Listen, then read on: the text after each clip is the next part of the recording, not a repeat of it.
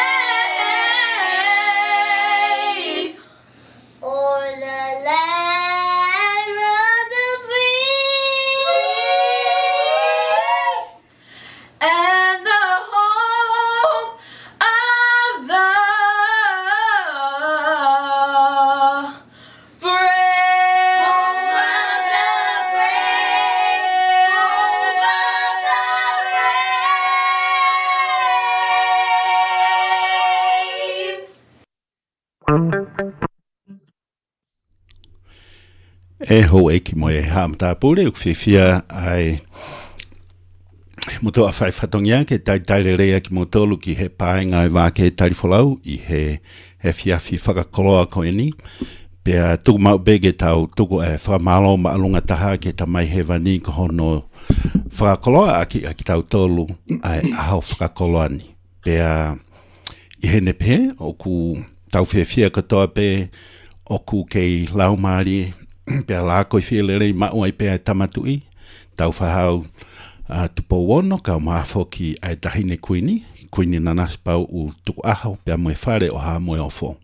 Ko iai o whiawhia mau pe moto a whaiwhatongia ko au awhapalu ka maafoki o ku streamline mai Dr. Viliami waka uta kakala i he whiawhini pea koe aho whakakoloa ni koe uhi o ku kau mai e takitako ni Dr. Kakala mo ki tau tolu i he whiawhini via Zoom pea i hene pehe taitari whiawhia koe e Dr. waka uta kakala pea malo mo e tau mo ngawe lahi pea mi hena. Oia malo e la mari e afa, malo e whataki tau ngawe me ta whakona. Yeah. Koe lau mari e whiunga pia mo koe.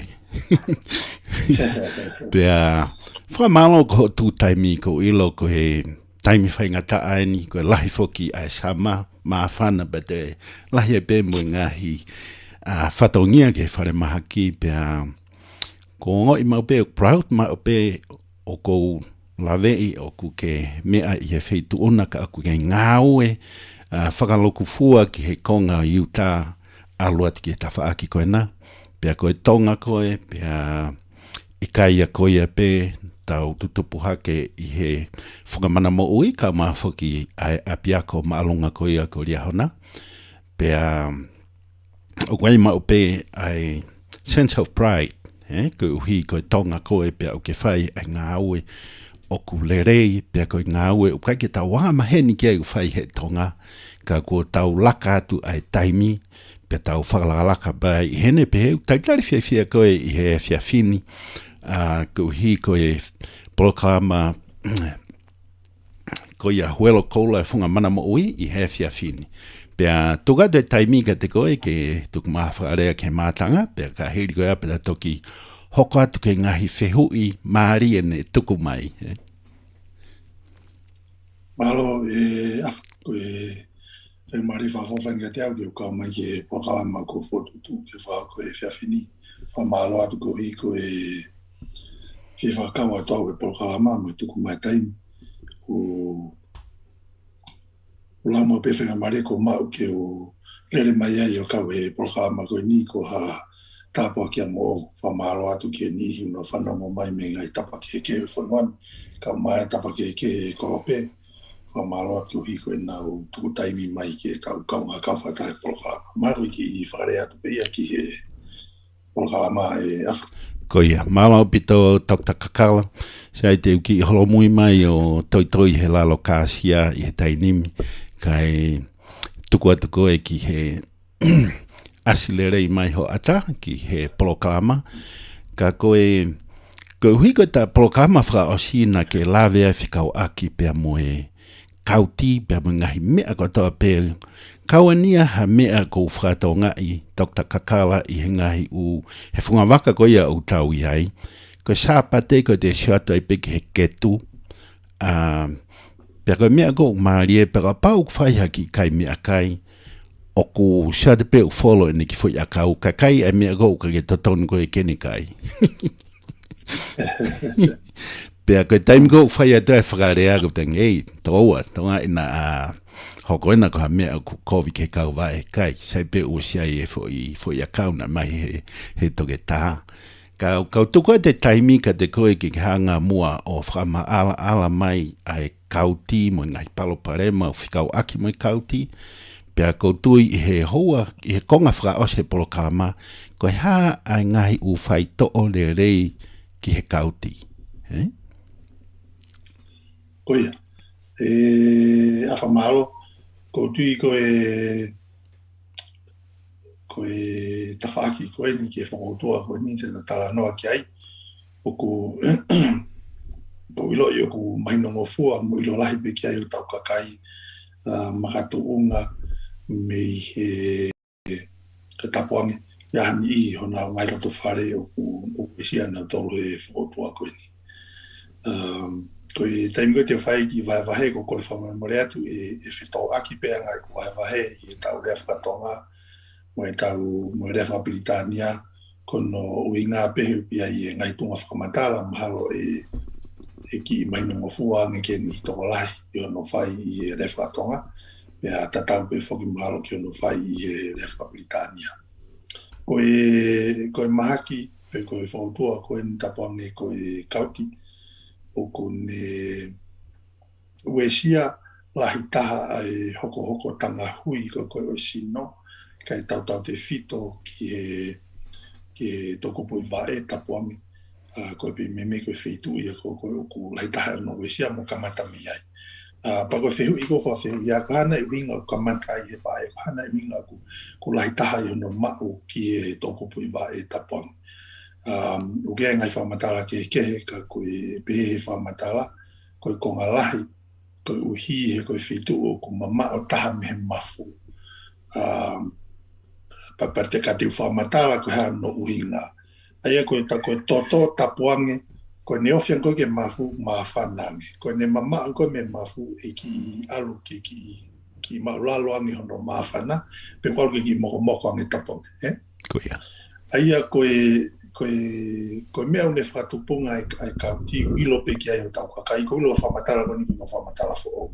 Ka te whamatala pe uhi ke kakata o whamatala mo mai no mofua. Koia. Koe whaotua koni koe kauti o nau I koe arthritis, pe koe inflammation, pe koe mahaki unewesia e hako tangahui. O matu ungaia me mea kui ko uric acid, ko whenga acid, o ko whaupeho tausino, o ko whaupeho tausino me he whahinga mau mea tokoni, o kui ai substance o kui ko purine. Ai pa koe hanga e sino liriu o purine ki mea kui ko urate, mea koe urate ewa kune whatupunga hono form ai substance ko uric acid. Pa ko uric acid I rewa whia mao ke hanga he kofua sino o tuku atu ki tua I he taimi o tuku atu ki tua. Ko he taimi ko koe o kai ke o kumaalunga ai uric acid I he sino I he toto vai ko uraki pe kumaalunga uric acid kono ua o koe ke lava he kofua o tuku atu ke taimi a uric acid ki tua. Pea koe mea rewa koe hoko o ku aro rewa uric acid ke ngai hoko tanga hui o ririu rewa ia o hange nai ha masima. Pa koe whi rewa palangi crystal. So it crystallizes, it forms a crystal in the joints. Pa koe ne pehe rewa, o pehe rewa e sino ia o ku iai ha whainga foreign body Pehanga rewa isi no ia o hange nai whakahanga tāmaki, pako inflammatory response. Ai peko no whamata whabitania, when the uric acid is high, it crystallizes in the joints, in the feet, and then the body look at those crystals as if they're foreign bodies, and then the body will have this inflammatory response. Ai aku taimia gogoe o ku fufula, vevera, kulokula, mo mamahi. Ko no hina koe crystallization koe uric acid. Aia koe nau, so the theory is, koe uhinga hoko ai kauti I ngai kupu mamao me mafu. He koe taimi koko ku mamao me mafu o ki moko ange, then they easily turn into crystals. Whai mo fua nau ririu ki he whakamasima. Paka no hinga ia ku hoko lai tae ne hoko ki he tokupu I vai tapuange mo e ngai hokotanga koe I ngai whitupa ia. Eia koe taupehe koe that's the physiological o koe whamatala whakaphysiologia ia ki hanga koe ki hanga koe e tupunga e whainga whakotua koe ni. So, pa koe whehui rewa koe he kono moni hanga e tau nofo I o tau kakaimu tau atakai o tau fu whiohi o pito tau tongo e whakotua koe ni. So the question can be asked is why is gout so prevalent in Polynesian or Pacific Islanders? Ka hau inga ko hange ai ungari fu mau o tape whainga mahaki koe ni tau kakai Pasifiki, to koe kau Porinsia. So there's been a couple of theories of yang ngai tunga whakaukau o pehe ia genetic components ki e tawhaki ko ia. But the statistics, depending on where you read, koe whamatara statistika, Pacific Islanders, Hawaiians, Polynesians, they can be up to 6 times more likely ke ma'ano te kauti in comparison to other people. So, whatever the reason may be, koe kauti o fusai ia te kauti a tau kai ngā me tau kai. For a lot of different reasons. Koe konga tahe winga ko ia, ko ngā kai anga te tau whahinga mau mea tokoni ko koe o tau mau, o ku tau manako ke mau mea tokoni, ki a ngai mea kai o high in purines, koe red meat, koe mea kai tahi, seashells, koe uo, koe shrimp, Koia. Ko fingota, ngai me pe. Kago tiko I whamatala no mo waweia e awha ko whai ki e kauti. Moianga koe no whakatopunga. Moianga ki I whamdala statistika wawawe pe ki e ni wesi hatau kakai. Koia. Koe whehu iene taha ko whakau kia I ho whamatala. Aia lewa oku sainai ke te aiha to vae ka bau mao ki tahe kauti. Aiha tau pehepe ko aiha ngai fo hina vai mawhana ko I tonga. Pe ko ha topu waha vai mawhana o tuku kia hato vae. Ko aha ne aonga ke he kauti pe to e italahe nge kauti e ngai mea ko ia. Ko I kau ia whehu I maari e awha ki whekawaki koe me kauti. Koe tari koe whai kai ko peheni.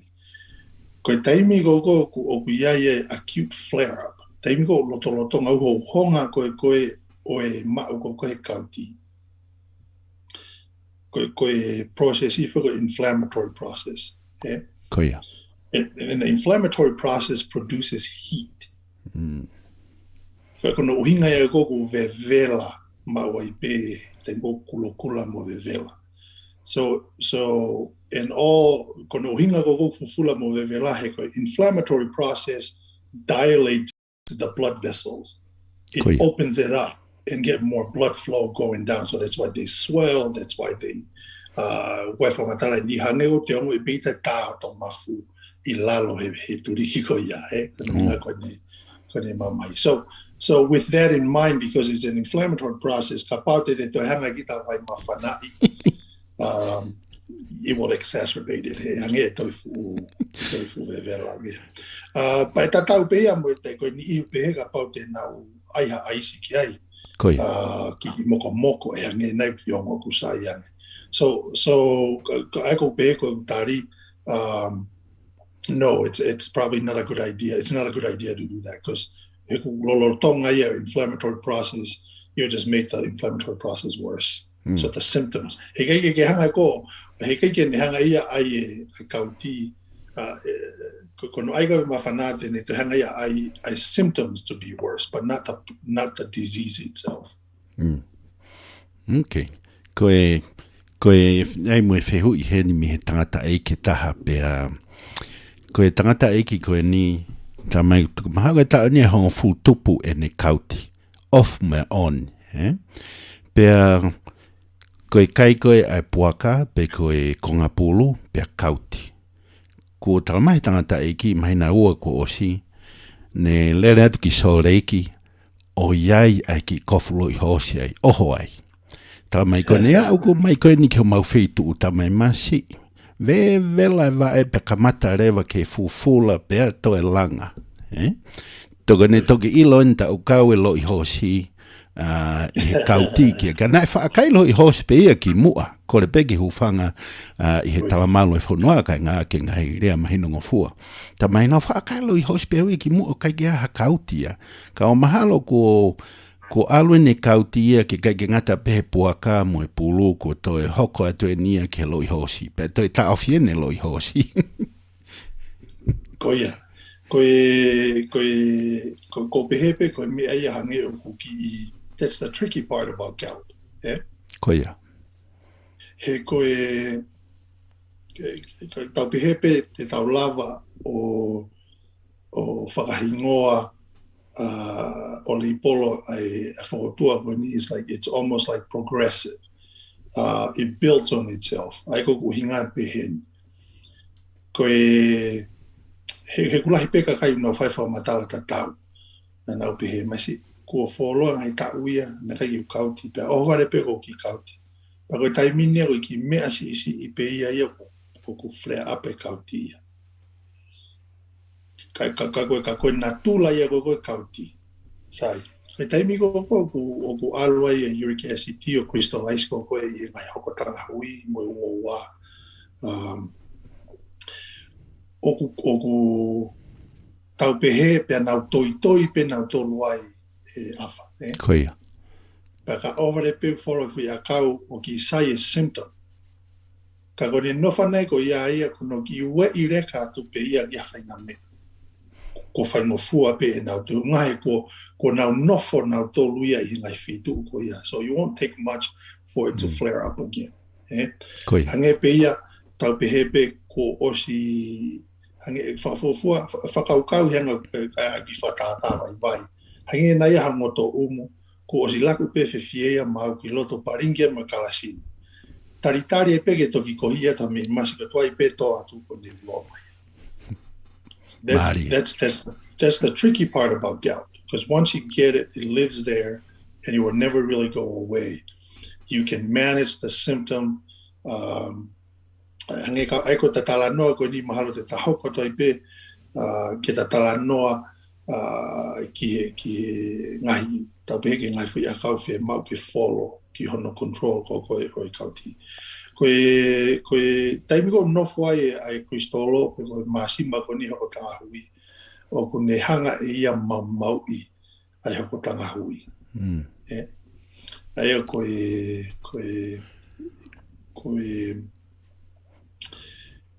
taimi ko e whakapau waha taha o tō maa pehe kauti pau tō lahe ni hoko.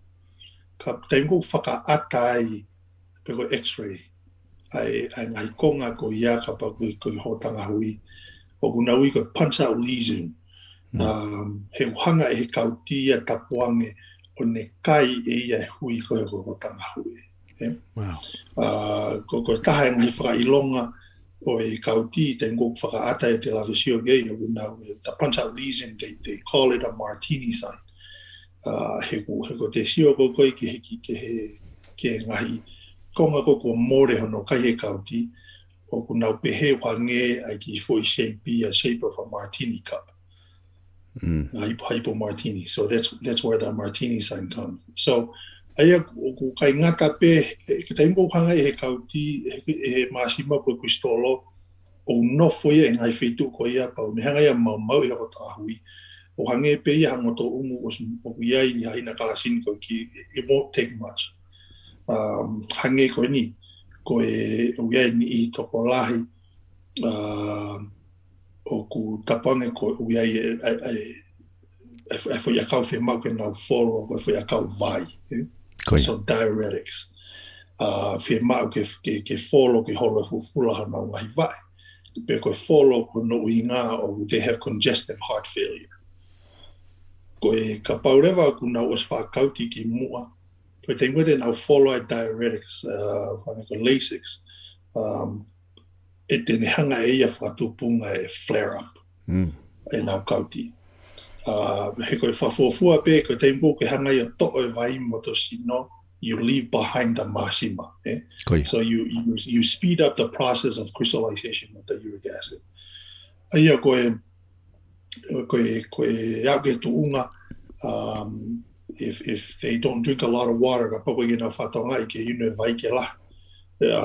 dehydrating, that will flare up the gout. Because now inu kasa, inu merie, with a lot of caffeine. Those dehydrate your body. That will flare you up. So, what we get to unga kone inu beta for Mountain Dew, for Coke, it flares up their gout. Wow. And the reason, because they have reached the threshold. But when you go get langa, taimi lahe te pehe o kai to langa kauti o te pehe ki tai ko si mai kauti mesino. No. Okay, when we get langa kauti, it doesn't mean that the uric acid and everything is still there. So it won't take much for that to happen. Taimi ni ko liliwe ea taimi hawa fa ta mo ko from muri. That can flare it up. Trauma can bring it up. That will flare it up. Why different things will flare it up.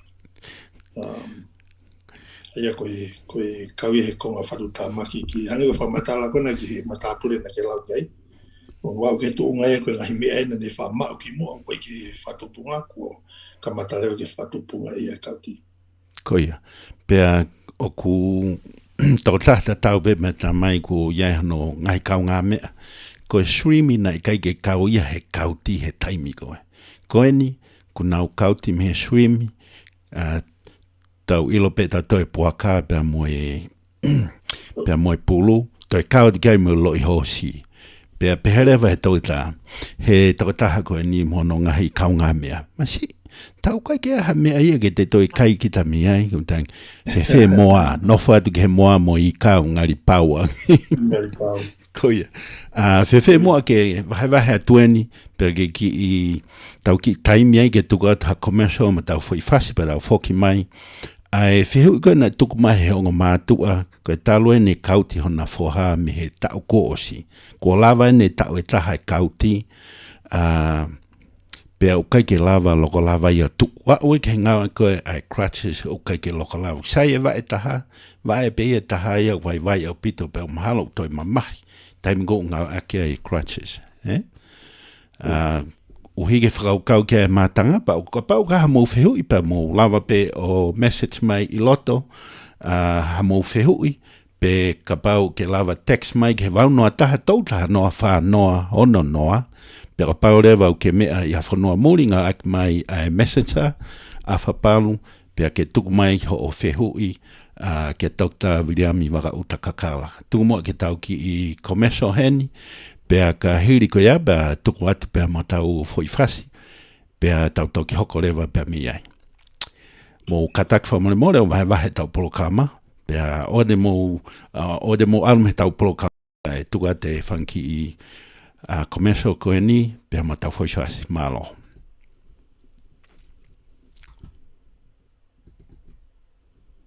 Today, Kavika got his COVID-19 vaccine. That's because everyone 12 and older is now eligible for a vaccine. Kavika then found a vaccine location for his sister sent an appointment link to her best friend, who reminded her business partner, who then, well, you get the idea. And it all started today with Kavika. Tomorrow it can start with you. It's time to let our friends and family know that vaccines prevent nearly 100% of hospitalizations and deaths from COVID. We can do this. Visit vaccines.gov today to find vaccines near you. Paid for by the U.S. Department of Health and Human Services.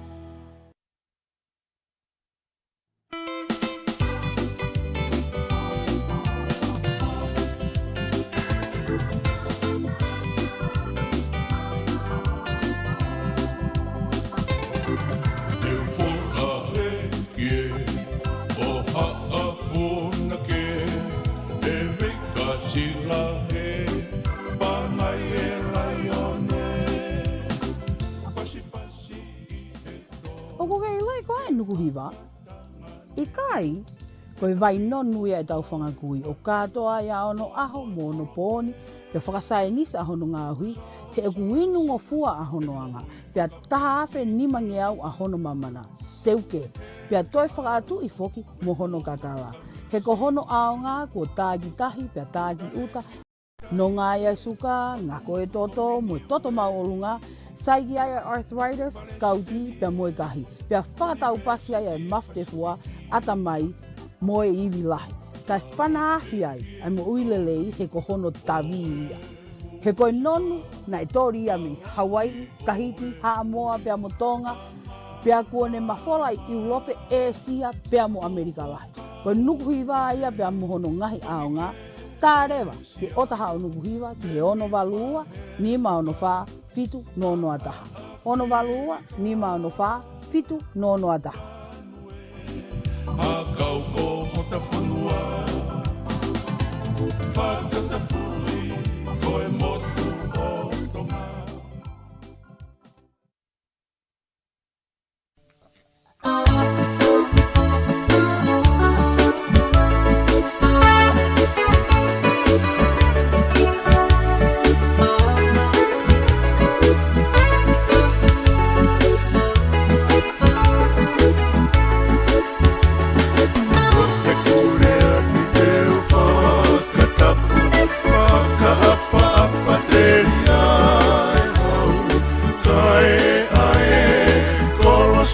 Salu, me fala hola me longo akau. O e kurea ni teu whakatapu, whakaapa teria e hau. Kae ae, kolo salu, me fala hola me longo akau. Akenga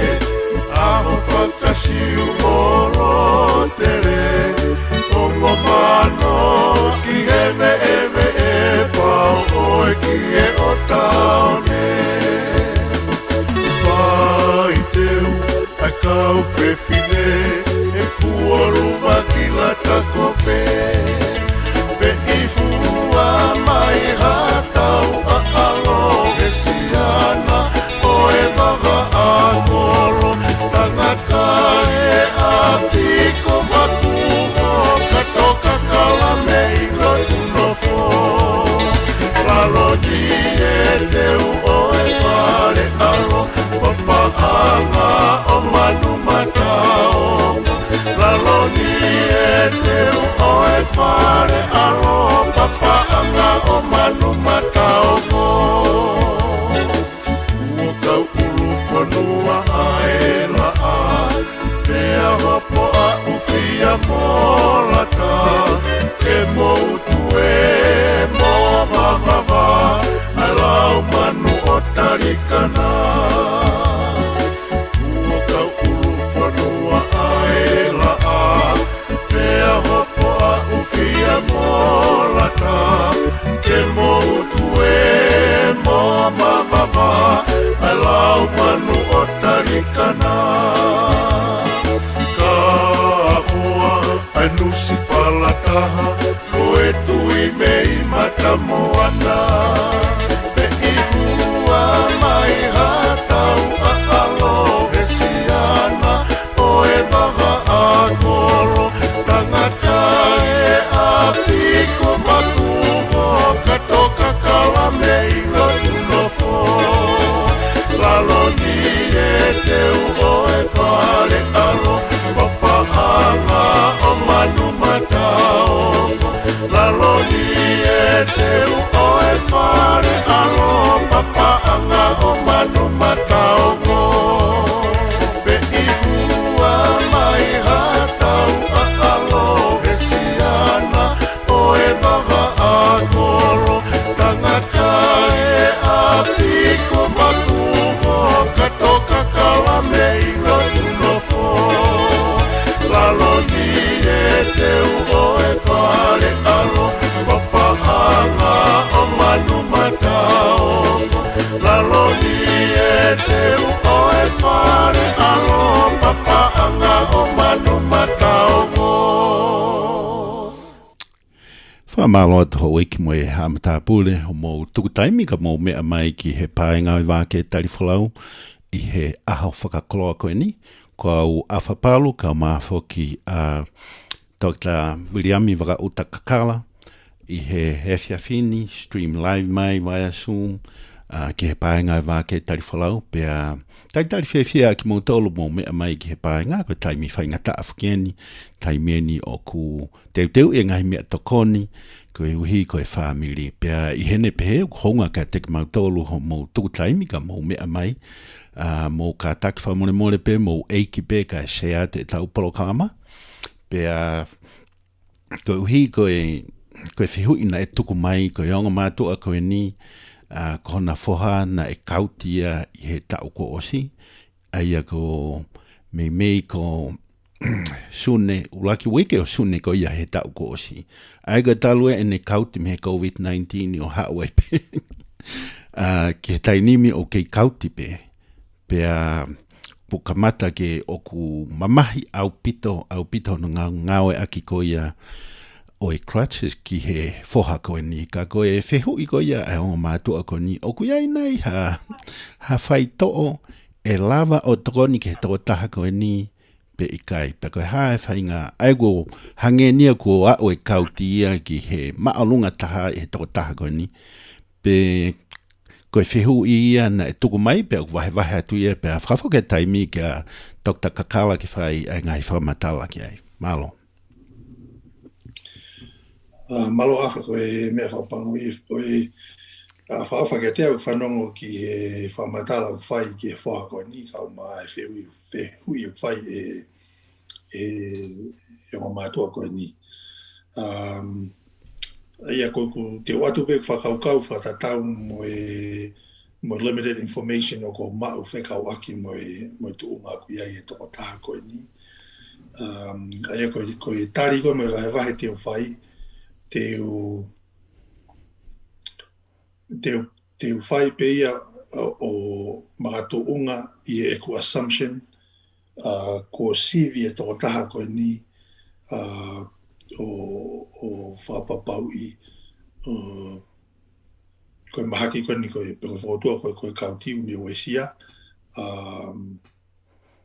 o pehe koe ke te kau ha mea kehe mi ai. O tuipo whaampe ku o mahina ngai ku whotutu kau atu a whai. Koia. Sai, ka pau te tau assume ko confirm a diagnosis a tō taha koe ni koe mau ia he kauti, pea kua osia ni ngahi mahina lahi osia tau, o ku kei wesia pe tau taha koe ni, o tekene ke ai hawhanga whakalakalaka ki mua. Te tau assume na e osi ai hono ngahi whai toko, pe ku lolotonga whai hono ngahi whai toko, pe na whai ngahi siwi. Ka eka pau tau assume ko osi kotoa e ngahi mea ko ia hono whai, ka koe wheu I rewa o to iai nei ha whai ngā whai toko ke. Ka pau ko osi ni e tau e taha hono whai ngahi whai toko te ki ai ke iai ha whai ngā whakakawa ki mua. Koe tari, koe io. Ka ki mua ke whamantara ki he whai toko ko ia te uki I whama opo atu ai whakaukau he ta whakoe. Koia. Koe ai ko ki vai ko hanga ko whamatala ki mua ko ilo ko mea pe he tau kau whanongo mo ni tola ai tunga whautua ko ni moanga no ngai whai toko. Ka te whamatala pe ki ai ke whamao po e ko whamatala no whakaukau ai ko vai. Ko ne taimi ko hoko ai acute flare-up. Pero taimi ko mamahi ai kauti o ko whia rewa ke o whia maure ke whai to'o ai inflammatory process. Ai au whai to'o aki ai non-steroidal anti-inflammatories piko NSAIDs. Ai koe kono whai to'o e koe acute flare. Koia. Pako taimeni ihi koe nge piko Aldiv, piko watu ki he indomethacin, koe whai tō me e tahu whangawe aki. Ia ni ihi ko taimini whai tō aki e whiakau I koe colchicine. E koe ngai whiakau koe ngai whai tō koe ni whaia ki he taimi ko lolotonga hoko ai acute flare-up. Pe o hoko ai e hanga koe whakakolo kula fufula ma ne mamahi mo e ngai ala mea pehe. Koe taimi koe e ose ai acute flare-up e whia maure vaia ke iai rewa e whenga whai to'o o kune tauhi ake re volo koe o uric acid ke nofo ki lalo ke ua to hoko ai acute flare-up. Koia. Ai koe whai akau ia o ko ilo tawanga maheni ko tō peki ai a gui koe allopurinol.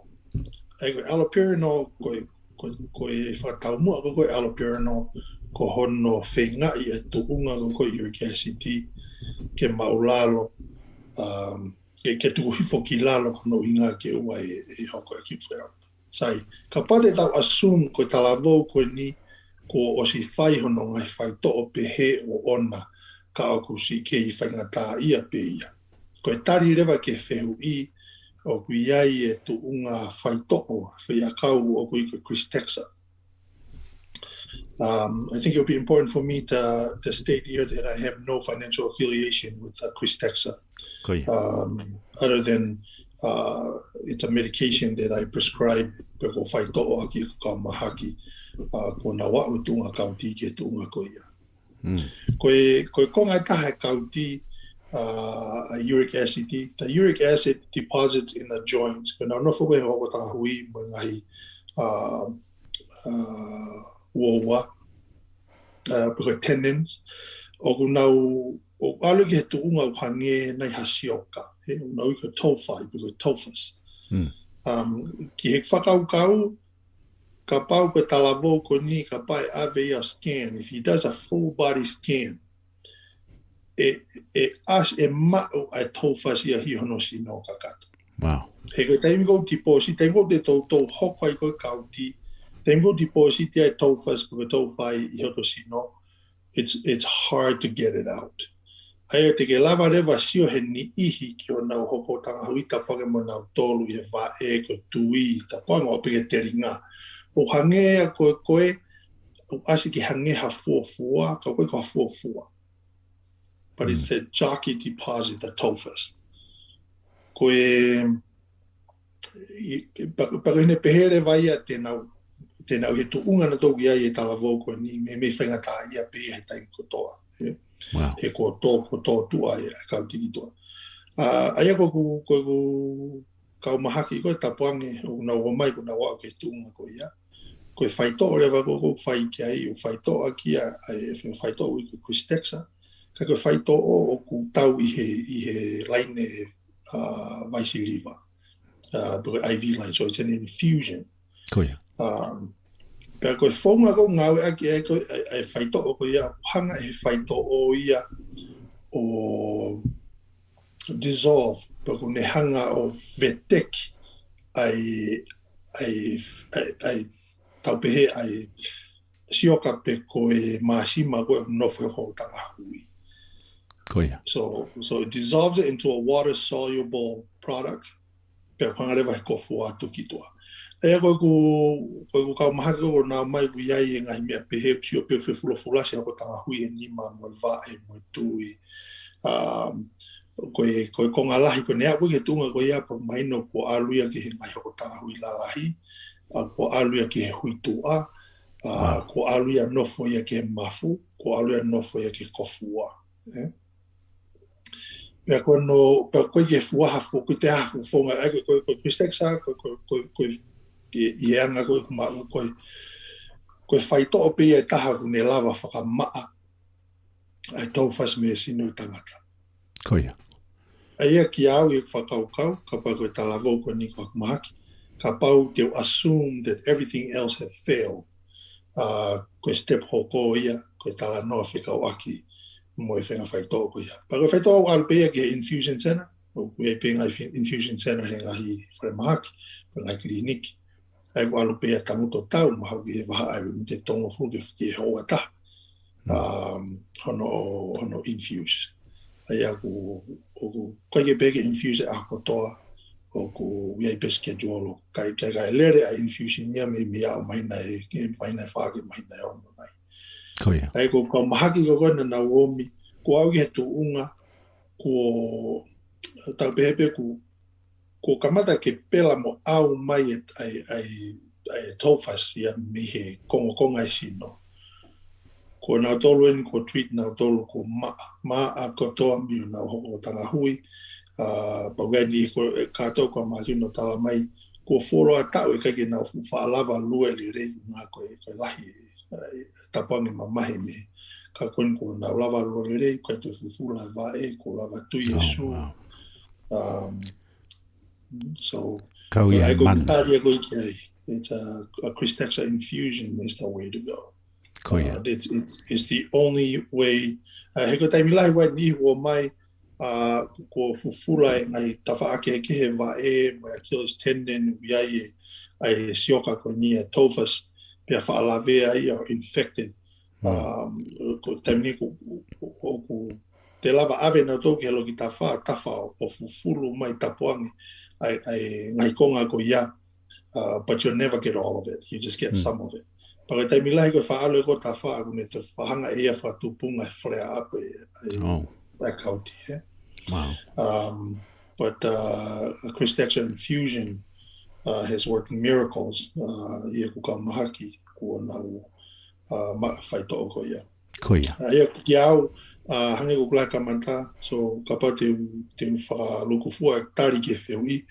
If we are to assume ko o si whai ko toa e ngai whaito o ko e, and they all have failed, pakapau ko au ke tuunga ko ni ko ai mo whakapapau I diagnosis I, that would be my next move. Ko recommendation ni ke whai Christexa infusion. Christexa infusion I ko mau o ko kawa e hewe metikea. Ia ko tui ko lahitaha e ngai NCUA nau kawa. Ai Christexa infusion. Ia koe step o koe ki ai ko e nau whiemau ke nau alu ki hatoke tā o ku familiar with Christexa. O kune osi prescribe mo treat mo recommend inga ke lava refer mo set up mo sio pe ha faito e lava o fai ta ko e tari o fai ai Malo masi. He awha koe, the study shows, koe sio koe ke whamata statistika, koe nea koe tunga kauti ke tuunga pehena, Koia. aen koe whamata ka pau koe whamapau koe kauti, koe alapira nolo me ngai whaitau ke he won't touch it. Koia. Koia ko manatu e kenke ta mai ku kai ke to e ngā ue alapira no hange koe ngā ue fuoloa. Pea ko tange ke kolen ke toke ta ka ne whamatala pea ka pao mea pa mo driver all the way there. Ka ku iai ho kliniki o ku ke aia ko personal clinic pe ia au hea mo feitu? Koia, I'm in private clinic. But ka koe ku infusioni o ko sen tapon ki he wharemahaki ki wharemahaki ofi mai pe hen to their infusion clinic. I set him up over there and they go get it done over there. Ka pau nao nofo na tolu I he whetu ua nā ki mamaoanga. Koe mea koe ate o lava po set up. Nao tolu ke lava pe whaito e koe a whai pe I he kliniki, infusion clinic ofi atu o mo whetu. Ofi atu nao tolu. Koia, ka mahalo ngari sayang au tona ke te koe ke whakamatala, whakatonga ka nau tonu, ko tue aongangi. Ai mea koe ki lawe atu koe haa koe ai hingoa ho o private clinic. Ai aku, koe ngai whakamatala ko he ni ko tue ko mautolu ka kaitonga o ko Moiheni pe California. Ai koe private clinic e ni ka aha mo fō mai ki utande mo lava pe o stop pai atuai. Pea ko tui ku aonga lahi au pito ai private clinic pehe ni. Kai ngangata pe e Dr. Kakala ko whātaonga I he taimi lahi. O ku le rea yange ai whakawhitu taki he tau rea pea mahino ngō fuangi a teinau tolu koia o ku matuotua. Koia. Io, koe hingoa e parepare kliniki o Mauturigi o kui ko Apex Foot and Ankle Institute. Tui ku iai pe mbau ki pēs he Facebooka. Koe Apex, APEX, Foot and Ankle Institute. Lava pe o nihi unau I ngā whitu mama. Tēnā o lava po whetu taki mai he messenger a he Facebooka. Ia nā ngai whiui. Te mau lava o sio, te o lava po sio ke lava tari e ngai whiui ko ia. Koia. I Facebooka, lava po arrange ke nau pe ku mau tala noa Facebooka. Pe Zoom, ke sio ka whaina tala, mo sio ka tawhaki e ngau whai ai ha tokon. Koia. Ai au tau pehe pita tō koe Messenger, pe koe Zoom, lava whaha tokon lahi ko pea te utoki mao ai ngai whamatala. Koe ni o kliniki mo e mea uhi ke tuku atu he polokalama ko toa pe. He wai taimila he wai mātu au nau whiu neongo, o nofo koe e ofi St. George. Wai pe mātu au nau whai o mai nau tolu o whelere pe nau tolu ki stop pai ai tō ngai mea koe pa nau peha dai pe nau toki mesquite me ngai whai tū koe. Koia. Mahalo bito Dr. William I Wakauta Kakala ai whai ngahi whamala ala mo ngahi ako naki le rei mo wharei le rei tau ku iai pe ai hope ki he kakai peheni ka kuo tata ala mai ta taimi whakafoki atu ka koe ai taimi ko ha peha me au ke wherea whakaosiaki pe ka hiri ko ia pe ta toki maloloa I ki he mahina ka au malo. Io, malo abito tō tāwha palo, kui koe whakamari e kua mai, kui te ame ki u rea ki ai. E whahātu e whamalo, mo e ofa ki e tonga kotoa ku nau kau mai ki e porokalama, malo e whakakaua te mototoa koe ni. Ku iai peha mea te u whiala toko ni ai ko whaamupete mo mauha rautawataina le mo whetu taki mai. Te whai hoperi taha ki o wala tōne toi. Ko ia pe malo. Io. Mahalo pito Dr. Wakauta Kakala of Heart Category my family. Malo I ngā lahi mi hena. Pea malo e tukta puaki mai ki he pāinga Vake Tali Folau. Happy 4th of July ka koe. Io. Pehe foka ki mo tolo no kotoa. Ko ia. Malo.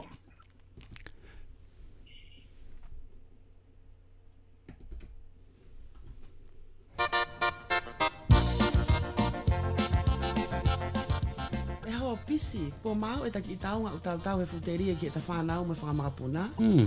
Matala ilo se, ko e retirement, mahalo pe ko e reni pe hawhare, ke tana fuai. E ho, pisi, pia fefe le vai e kai mo inu. Fefe ha taim ke taki e vai, fefe ta ka venga fa family me fasiasi. Fefe o ka ho vale pe ko tala mai e toke ta, ko ma ko he kansa pe ko mahaki mafu, pe kai te ke to e lava o ngā aue. Te unga matala ilo se ko inda fihi e whakaukau. Fefe o ka pau te ke mate, o smao pe mea kotoa ke whako putu, mua konga mala e hoi a weho pisi te ke poto o fe. Ikai, ko e mea ia ko e te ke moui, e ko matala ilo se. Mani, ko whainga tari e nei o finisia e la via. Ka inga tonga, ta lewa ke whika telefoni hiva taha ono wha fitu taha walu fitua, pe ko fitu ni ma wha taha ua, balu noa ono, tatawa i pepe ko hai tunga wha molele o ke iai, pe whaka immigration o ku ke iai, ta mai ko he kuma tā katoa maua oua. Io, te matoko ni iko ke ngoi fie malie, pe kai ka venga iga, aho whanau i he ka au. Pea whakawhei ko i e polo kalama whakatu amelie, ki hao taonga o tau e futerie, i e taimi fitu ki he malu, e fiafi toko naki ko toa pe i ele tio Vake Tali Folau. Whakapapau i lewa, o ke unga a ho taonga o ke tau fetuku ki ai, i e futerie ma a ho whanau, mo e whanga makapuna. Fika telefoni, hiva taha ono wha fitu taha walu fitua, pe ko fitu nima, wha taha ua, walu noa ono.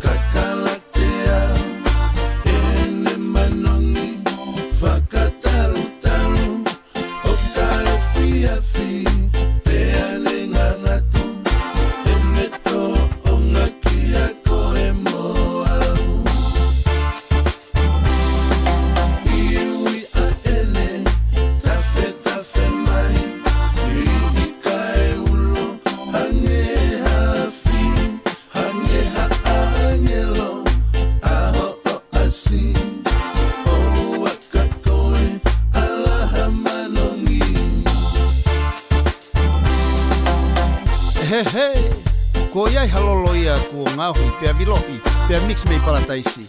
Ke whakatori a ngahi whakaamu whakasino mo ata mai. Ke miri pia ke whakasanisani mo masani mo whakamanifi. Pia ke foto aki ia ke hakatoa ngā aholahi. Pia ke toki iloa e mamani, ko e loloni ia, ko e tāpua ki mei langi. O ua, he he! Teke a e lolo, kakalatea, ene manongi, whakataru, o kai fiafi, pea le ngangatu, ene to o ngakia ko e moau.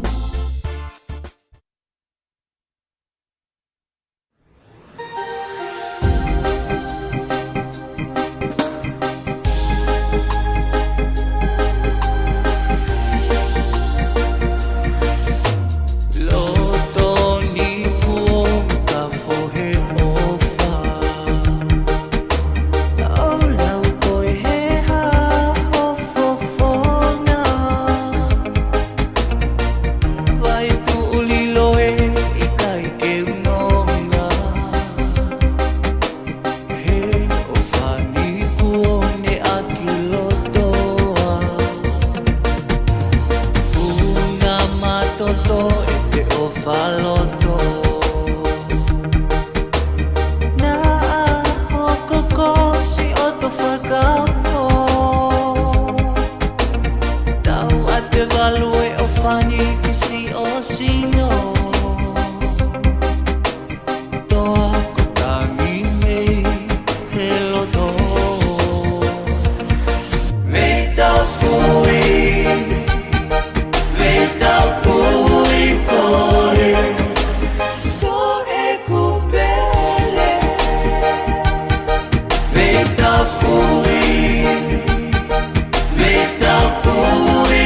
Tali Folau.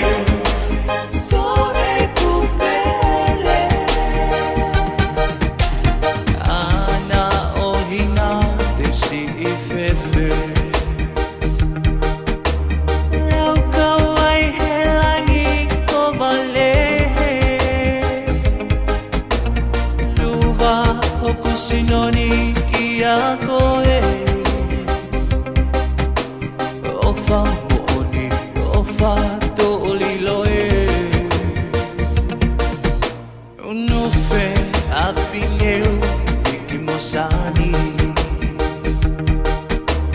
Kei tahi e tali mai Utulupe asi oui Tuonga he ofata e heliaki Veta pui Veta pui kore Kore kupele Veta pui Veta pui kore Kore kupele Veta pui Veta pui kore Kore kupele Veta pui Veta pui kore Kore kupele Kore kupele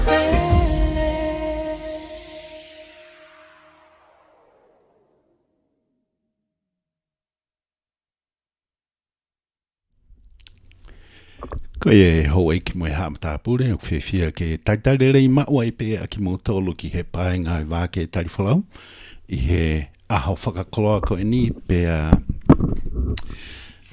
tukuha whakamalo ki a taukita Viriami waka uta kakala ko hi ko i ngai wharei whatoke tāna lava ke tuku atu pe a mea teia whikau aki pe a moe mahaki ko ia whakasino ko i kauti. Pe koe taha pe whukia o ngahi konga o e mahaki whakasino ko ia o ku iloa ko e arthritis. Pe a ko tui e whiawhia lahi au pito e ongo mātu a koe ni a naua a whoha koe ni ko lava ne ta e taha ai kauti taha o ku iai pe ai light at the end of the tunnel. Ko lau ko ia e kaupālangi. Kaige lava rewa ke vahe pia moia aia koe Apex koe enko ia pia moe koe klinikia a tokita Viriami waka uta kakala pia e le rei mao e pe ke taimi u aloi ki California pe koe hakmi California ki heni ko ki mautolu ko ia o ko mau nofo i he state ko ia o Arizona o wofi au pita ho mo kolosima i pe ki he wheitu ku iai ai klinik koe ni o Dr. Viriami waka uta kakala. Pea whiawhia au pito ko uhi ko ne whakamatala o pehe o ku lava le rei pe ke whai infusion koe ni ka e pau ke set up ai ngai umea ko ia. Ka oku le rei ke aulu ki hatoke tā peheni ka ke ngata pe koe tonga mahino ki ai ho tau ulunganga pe lava whakamatala whakatonga pe whakapālangi hange koe ho mātua koe ni aia koe whakatonga ia e le rei au pito whakapalangi ki hona whoha uhi koe tupuha ke ia i Amerikani koe tahani ngai uhinga o ku le rei ma ope ke tau ngawe aki ai kakai peheni o nau wongo i ki tau tolu pia i loi ki tau tolu pia i hene pehe pia koe taha whoke ngahi mea mahu inga ma upe i he taini mi ho e ki moe haamata pule ke te al ma upe pia pe mo e te ngahi kāti in siwa. Fie mau au pito ai ngahi kāti in siwa pia moe ngahi ala mea pehe. Pia whiawhia ma upe ke whahoka te proklama huelo koula e whunga mana mo ui pia ko lava tia ki he mahina koe ni pia whakamalo pito ki a Tokita Viriami waka uta kakala koe taini mi na e whaamu ke whae ke eke tuai ai hoa ko ia o wiri whehoko aia koe honomari ko rinta whehoko koe taha ia kautare kita o e ako i he wheitu ko unau ia i Texasi ka mahalo ki tō mui mai ka kouloto ke ki i whai atu ai wahe ia koe ni he koe me ana whai ki ai e teu pia moe mahalo te whakawhofua ko ha lawaini ha mahina ia ha ngahi tau ia e nima whikau aki pia moe ngahi u mea koe ni koe ho eki mo ha mata pule ko loto ke vahe ni ai mea ko whi vahe ka pau o ku iai hao foha pe koe ho whanau pe oku nau i he youth, pe oku nau i he junior high, pe koe high school, pe koe university he level o ko ia. Whe ma au pito ke whai atu ai vahe koe ni. Pe oku ai ai maratu unga o whai atu ai vahe. I he tau wafe ma fitu. Ke he wafe ma hiwana o hoko ai ko e tokon tare kita ki he proklama fo o na e fo atu e he coach ko ia ko Coach Mendenhall. I he football ko ia apiwa iu. Na e ui e proklama ko ia ni ko e Morning Star. Pea ko e Morning Star ko e whakahingoa ki he Morning Star ko e ni ia ki he ngahi u proklama na nau whai pia moe Native Americans. Kaike. Pea i he ku ngāwe vāofi au pito moe tare kita. I ka ia ko ia pe ngāwe vāofi au pito moe whānau wako. Kaike ngata pe i piwa iu ka koe ngahi u university ke he. Ne uhanga i o whakatonga i he paloparema ko ni paloparema ni ku fuulahi. E ne hoko i ho tau kāinga.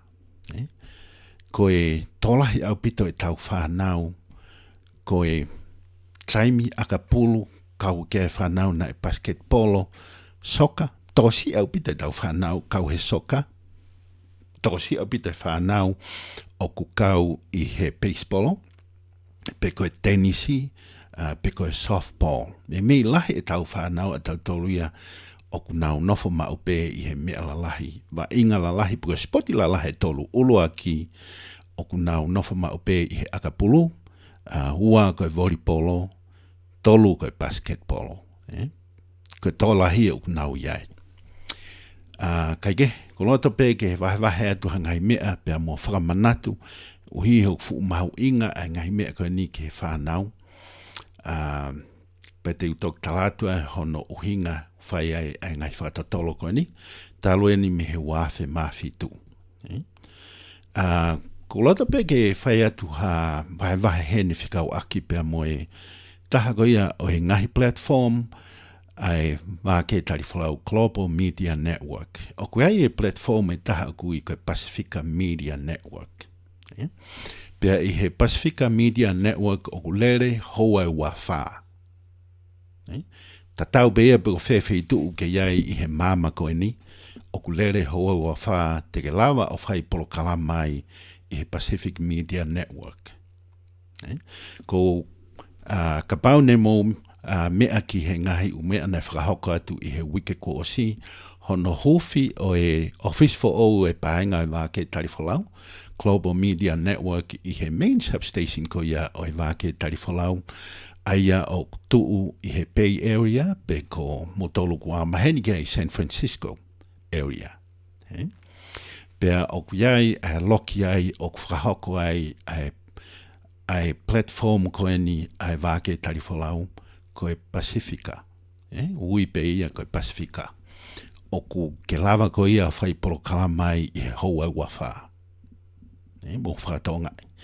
Pea te ke lava pe o whai polo kalamai i a whai ngarea pe, tau te whito ke rea whakapilitania.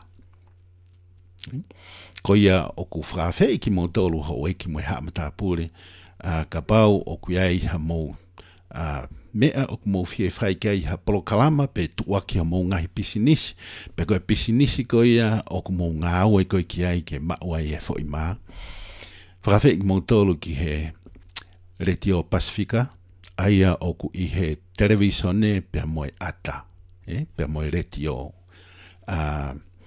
Pea ka pau ke fie mao ki ai te lava pe o tā whakahantonu ki a Emily Tofu Makahiri, pe ko ho whawhitu taki mai pe ki a te au, wau noa taha tau taha noa, whanoa no noa, pe koe ngawe mai aki ai Messenger, a whapalun te lava pe o message mai ai, kau hanga o whawhihoa taki, koe pia mo Emily Tofu Makahiri, pe ko Sion Tualau Makahiri. Whepo tā noa aki whikau aki moho o fie mau, Pea mo e capability ko ia o e VTF Pacifica ke stream live hata ko taha pe mea whainga whaitu pe o e mama ko ni o kuyai e interneti pea o kulerei pea e stream live ko e iho polokalama. Kaike ko e VTF Pacifica ia pea hokat ke ai e hoik mo ha mta pule ko e polokalama lofa talamatangi o kuyai me alalahi e ua ma upe ai. Whikau aki mo iako, ko whikau laki a kono wa, whikau aki a ngai polokalama, whikau aki mo i mo uilerei. Pea o kui heni aia ko polokalama huelo koula e whunga mana mo ui, o ku kau mai ki ai toki tā William mga uta kakala, ko au pe moha ni ihi kehe e whakawhi i ke nau kau mai ki ai. Pea kau mai ki ai he polokalama ko ia o ku moanga maheni ki ai ta ueni e ono a enelere pea mi he paenga i Vake Tali Folau, ai polokalama ko ia ko e pelula ke mama o, pea mo o Dr. Kingilangi, pea mo whatonga i e mahu inga o Dr. Kingilangi ka mawhoke a Dr. William i Wakauta Kakala. Pea ko ia o whemau mau pe ho eik mo ha mtapuri, ka bau ke whemau ke tuaki ha o pisinisi, Hotonga polokalama ko ia e paenga Vake Tali Folau, ia whainga substation pe, whitutaki pe ki a Emery Tofu, makahiri pakapau ke whimau ke stream live ha a polokalama o whikau aki pa mo e health, pe ko ia ko pe ke whaitutaki mai ke teo. Waunoa taha tautra noa whanoa no noa. Pe a mo wahe mau pe tau ngai polokalama, pe a o whāti ke teki mong tonu. Ko e taha ngai polokalama mau pe ko hanga o tokangai. Pea pou ki ai polokalama ko ia ko e the youth hour. Ko e polokalama o ko whau e he youth aia ko e tapo mea sisters for the youth. Pea ko e onga mātua James Bond po me e ka mawho ki a rinsi po me pea mo ki mautolu mo hakau toki tā lahi ko nau os komiti ke whai a ngahi pou mo e tokoni tuta po mea sisters mo youth hour. Pea ko iai ho eki mo hea matapure o ku whawhe i mo tolu ke mo kau mai ki ai i he tonaki ko toa pe taimi taha ki he ua e fiafi ko ia a California a ia ko e ua ki he tolu ia a Utah. Pea wai pe e ngahi ngau e keni pea whaamu e wawe taimi ke lava e he tapo mea sisters ke nau interview ai palestini ko ia university ko ia o kui ko e Utah Valley University. Kau e nia hawhe fine whakatoki lalo, fie tokoni uhi ko e ne hau pea me he otmotu Filipaine, pea ku kaike ngata be i he toke tā ka ko e palestinia o e university ko ni. Ko e tapo mea sisters here, pea mo e youth hour. Tuku heni ha whamanatu mau ai pe ho e ki mo hea matapure mahina katoa pe ki mo tolu ko ia o ka mo whanau i elementary school, junior high, mo e high school, pe o kunau teu ke to'o a sivi ko ia a ACT, pe ko e SAT, ko e mea lerei taha ke teki nau tolu ke nau alu ke Khan Academy, a ia kono tu asila hena, te lava pe o resisita, pe ukai ke whemau ke resisita. Kono lerei ko e te resisita a te akauni, ngau ea ke te whanau, ko e taimi ko uwhaia ngai quizzes, he ose whanki resoni ko toa pe, o kunau hanga rewa tala e mālohinga, pe ko e mea autotonu ke toi whakalerei, i he ako ko ia e whanau. Pea ko uhi ko tokoni ki he ngai whanau toko lahi, kau a te resisita e mātua, ki he mea rerei ki he whanau, pea ko te sio rewa ki he ngai ia usia o kule rei mo whakawha ofa. Ko Khan Academy o free, tai totongi. Pea ko uhinga i ngau e whakataha mo Khan Academy, talu hono whoatuu i he wafe maono, pea na mau tokoni ki he lere koe nau beta programs, anga nau polokalama. Hiria e whitaulaki pea mo e toko taha ko iau ana i Khan Academy i New York he ulere atu ki he whakataha i ai. Pea o ku kaike ngata pehene free ka o lerei e ne toko ni e tau whanau ho ek mo ham ta pule he wai ngai video ia pe kau fai a ko hange pe ia hato e mo mana tu ko tonga uta wanga maheni alma pe ki he elementary school pe ak fai e poako aia ko e poako ko ia o aneafi ne fai o ki fareako ko e poako ko ia o e tainimi o ku ke hatonu pe ki he Khan Academy ngawe aki a o interneti mo o computer pe iai lewa ha o whanau. To tonu me ke tau poto he ririu, he ko ane asina tau kai maneo ke taini, ko maneo ke tama, maneo ke tao, haka, pe ko chips, pe lava pe o toi hu mai whoke maneo ke ko mahawa. Ko iai ho eki mo ha amta pule, whawhe ki mo tolu ke mo ngau eka pau ko mo whanau, wha mo puna ai Khan Academy. Ko e summer reading, o ku whia mau pe ke whai ai laukonga i he taimi sama. O ku lahi wha ke whanau e ni ihu nau pēna toke taimi sama, ko e wha isi o TV pe. O ku more ai ngahi ako, tau kei, pe mo i ngahi mea o ku manatu ki ai e whanau i he taimi sama. Ka pau o kai ke nau whai ai laukonga. O ku wai e ngai whiu i mau pe heni, ko whe a laukonga ko uksai. Ko whainga laukonga pe, puke laukonga whakatonga, pe whakapālangi, pe whakawhisi, pe whakasiapani, pe ko laukonga i he whainga rea Hispanic. Kau ka pau ki ai o ku lau e wholofola, rea whakatonga whakapālangi, le rei moia, lau e ngahi newspaper, ma tifu ke taini mi ulahe ngahi umea ia ku hao ia he interneti, ko hingai ni au ngai ki ai ha laptop ki me ngau be ko e Kindle Fire be ko e habe ngai u device ko ia o ku iai pero pau ka ia ha device firma o ke frafitu taki ki he apiako ka ma fo ke district ko ia o ku ke me ai mo fa now te ke lava be o loni me te na tolu ngai u device ko ni tokoni ki ho fa now Pea koe ngahi lai peri ko toa pei Amerikani o ku iai e nau programa laukonga e he sama. Ko nau tolo ko ia o ku nau laukonga he sama ho eiki mo hama tāpule. Koe taimi koe o kamatai e ako i aokosi. O ku nau hau nau tolo i he revolo e i o lunga ia. Koe taimi koe o ke nau whae nau tolo hangau e i he ke lau tohi i he sama. Koe taimi koe nau whoke tuai hangeia koe ngai taimi o ku te whakawao ai, kai ki te toi alu ki uta ho e te ki kumala, ki manioke, pe ko e te maala. Whoke at ki taia, ko osi lalahi mai e sāwhai ai. Whia mao ke tau tolo efu, pe ko e tahaini o e tolo efu, o e taini mi whakamoteni, aia ko pau ke whai ai laukonga. Laukonga pe, koe tahaia ngai whiu io, le rei e whiu i koe ni, ka pau ko e onga mātu ana e kai ke ose nā ko. O kai ke kauheni e me aia ko ia.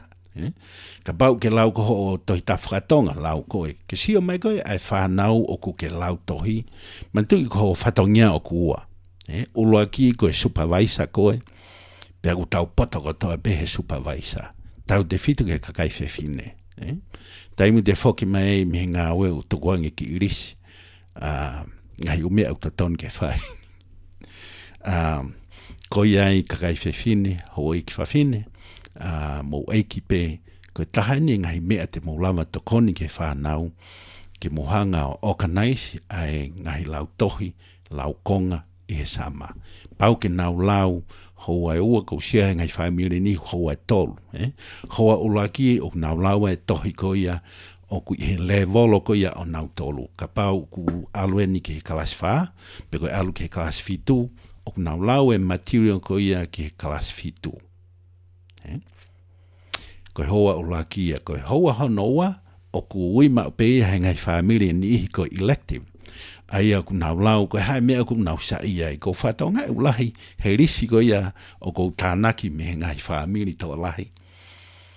Ko nau risi whikau aki mo e hangi ko ia, ko ngai uwhaiwa ko mo mea kia e ko kamata ke tuku mai hangi ko e ngai uwhaiwa ko ia o hangi ko e Hardy Boys. Ai mea au manako kia i e whanau ke nau lau. Pe koe wai family ni ta me kai ke ngofua lau e ngai newspaper fika ki mo whangatua. Koe professional wrestling for kia o ku tahai e ngai mea au manako kia e whanau e ni. Aia koe hoa e honoa. Hoa ulaki lau ai ngai material ko ia, ai kalasi ko ia e mea atu kia i e whanau. Ka pau nau kalasi ono, koe whakatu umei koe a koe i aokosi, o nau kasi fitu, pau ke nau lau e ngai u material koe kasi fitu. Pea koe nuhu ingai ne u maho ingai ke mou ngawe aki ai Khan Academy.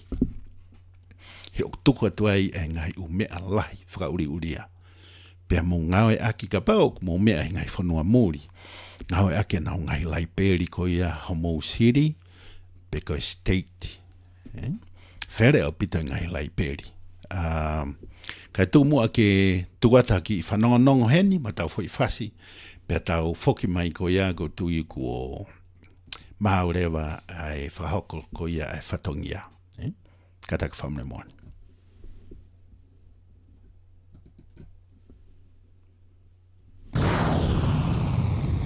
When the production presents. Tau mai mua ke tau vai manawa mo piki hama mo Bear Island Lions Club o Bay Area. Aki a whakatau ha peleti me akai, ko whakateu ngā ake ribs, moa barbecue, sapasui, macaroni salad mo laise. Ko mautau mua ke whakaua ke ofa e kalapuni, ki o tau kai ngā tonga unau fie mak viviri I tonga.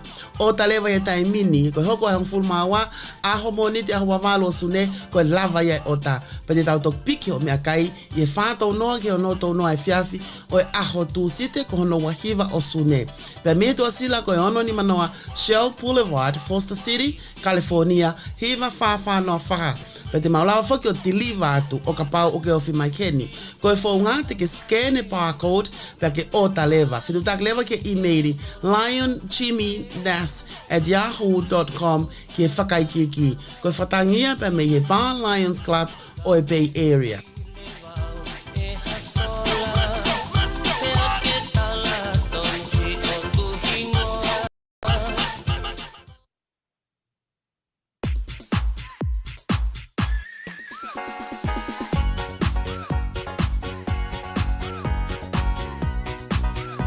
Tulau ma whetungingila o whanga ino muka, ma patonga ma whakaunanga moi otu momoa. Ko ha ofa tu nga ahange ko tala e folfola, mui fui vahe e ngalo nai heha. Ai tangi me hea te moi whakaanaua, hono folaua a o seni mono ngā hea haa. Ikai ha utu e hakea, tulau he viviku hono whakahifo mono whakaheka, pia lawi kuonga e maungangana ki tahi moi uta. Ai suingi he mai a, rifi e ka e ngā he puha wha angauta, liake whanau hange he mea noa. Pea kofu e kautole kere ka he whala hange hapekia, etc. etc. Pea ka ala tā maki mo popo uli ana tula. Ai tangi, te mau whewhe, he koloto tahi pe he moana wawale. Wafu, wafu, wafu. Ko e ahonia mono ngahi o yawe, ki ha pong pong nonga pea mo whie maarie. Ko ha matapate ne lilingi a ngahi monu ia, ki he whangai no muka mo e otu momua. Ko ha atokoni ko e vai kau aki. Let's go, let's go, let's do it. Ot momua no muka wolf project, ua no ano fituwalu, no valtol fituwalu.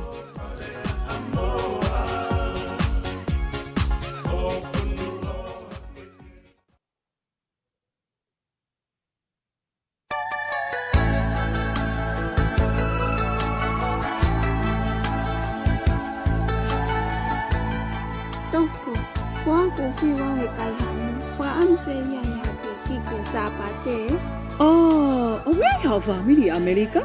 Iyo, tokorahi au pito. Tāki family ave fika wawa runners, ono ni manoa tau noa fit ni mata. Te nau lawa tatongi Amerika. Te au piki e au i wawauni o tiliwa ki homo api i wawauni. Hawe, malo au pito toko. Te tālewa ki a mātol he taimini. Ko ia ai ka inga tonga i Amerika. Tālewa ki wawa runners ki he ono ni manoa tau noa fit ni mata. O totongi haki ikiki pe koha shopping pe ki lolo a halai walu ka maulele ki mautol o tiliwa ki o nau ngahi o whale. Heu pehe pe whatawhata maa whanaa ia. Wawa runners, telefoni, ono ni manoa tau noa fit ni mata. Only in the Vale.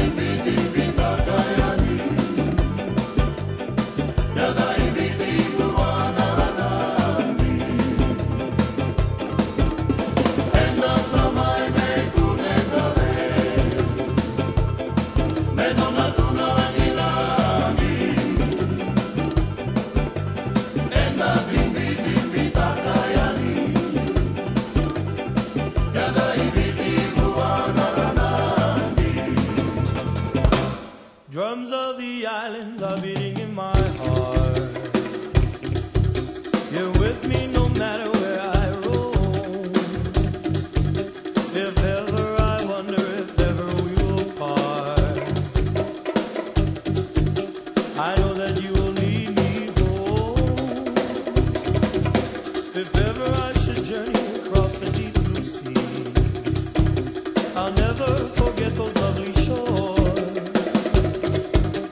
Drums of the islands, I hear them calling me. So I'll return to you forevermore. And danza mai me cunetale, me donna tuna langilami. And I dimbi dimbi takayami. Yada ibidi bua maranami. And danza mai me cunetale, me donna tuna langilami. And I dimbi dimbi takayami. Yada ibidi bua maranami. Bula kapena hamanita lega. Tahiti maori maera. Bula aloha ki ora talofa. Yorana malole leho toa. Bula kapena hamanita lega. Tahiti maori maera. Bula aloha ki ora talofa. Yorana malole leho toa. Tonga e o kuke meite. Maulu ake i e kolote. O e holi mea habebe. Taui ailo tulu kola iune. Ahu ahu a keke ofa. O ngā ue maai whanua. Lotu mai ako se tapure ana. Toki takato ai e tawhia tia. Ola mare anga pena tareka. Malo pito hoi ki mo i haamata pule mo tukutaimi ki mo mea mai ki he paenga e Vake Tali Folau i he aho whakakoloa koe ni. Pea oua na angalo ki mo eiki pe ka share te tau polokalama. Pea i he whiawhini e whakahoka atu a he whepotanoa aki mo linta whehoko i he rea whakapilitania ka tak whamore mole. So Linda, we appreciate you taking the time to be here. We know that you are very busy, and but we appreciate you taking the time to be here. And hopefully my brother has been good to you. Thank you. Thank you, Dr. Paulo. Thank you, Maloilele. Yeah, Maloilele. Linda, if you don't mind, can you give us a brief educational pathway of how you went through as a mother of boys and daughter as well to gain the education that you need in order for you to do what you are doing now, if you don't mind?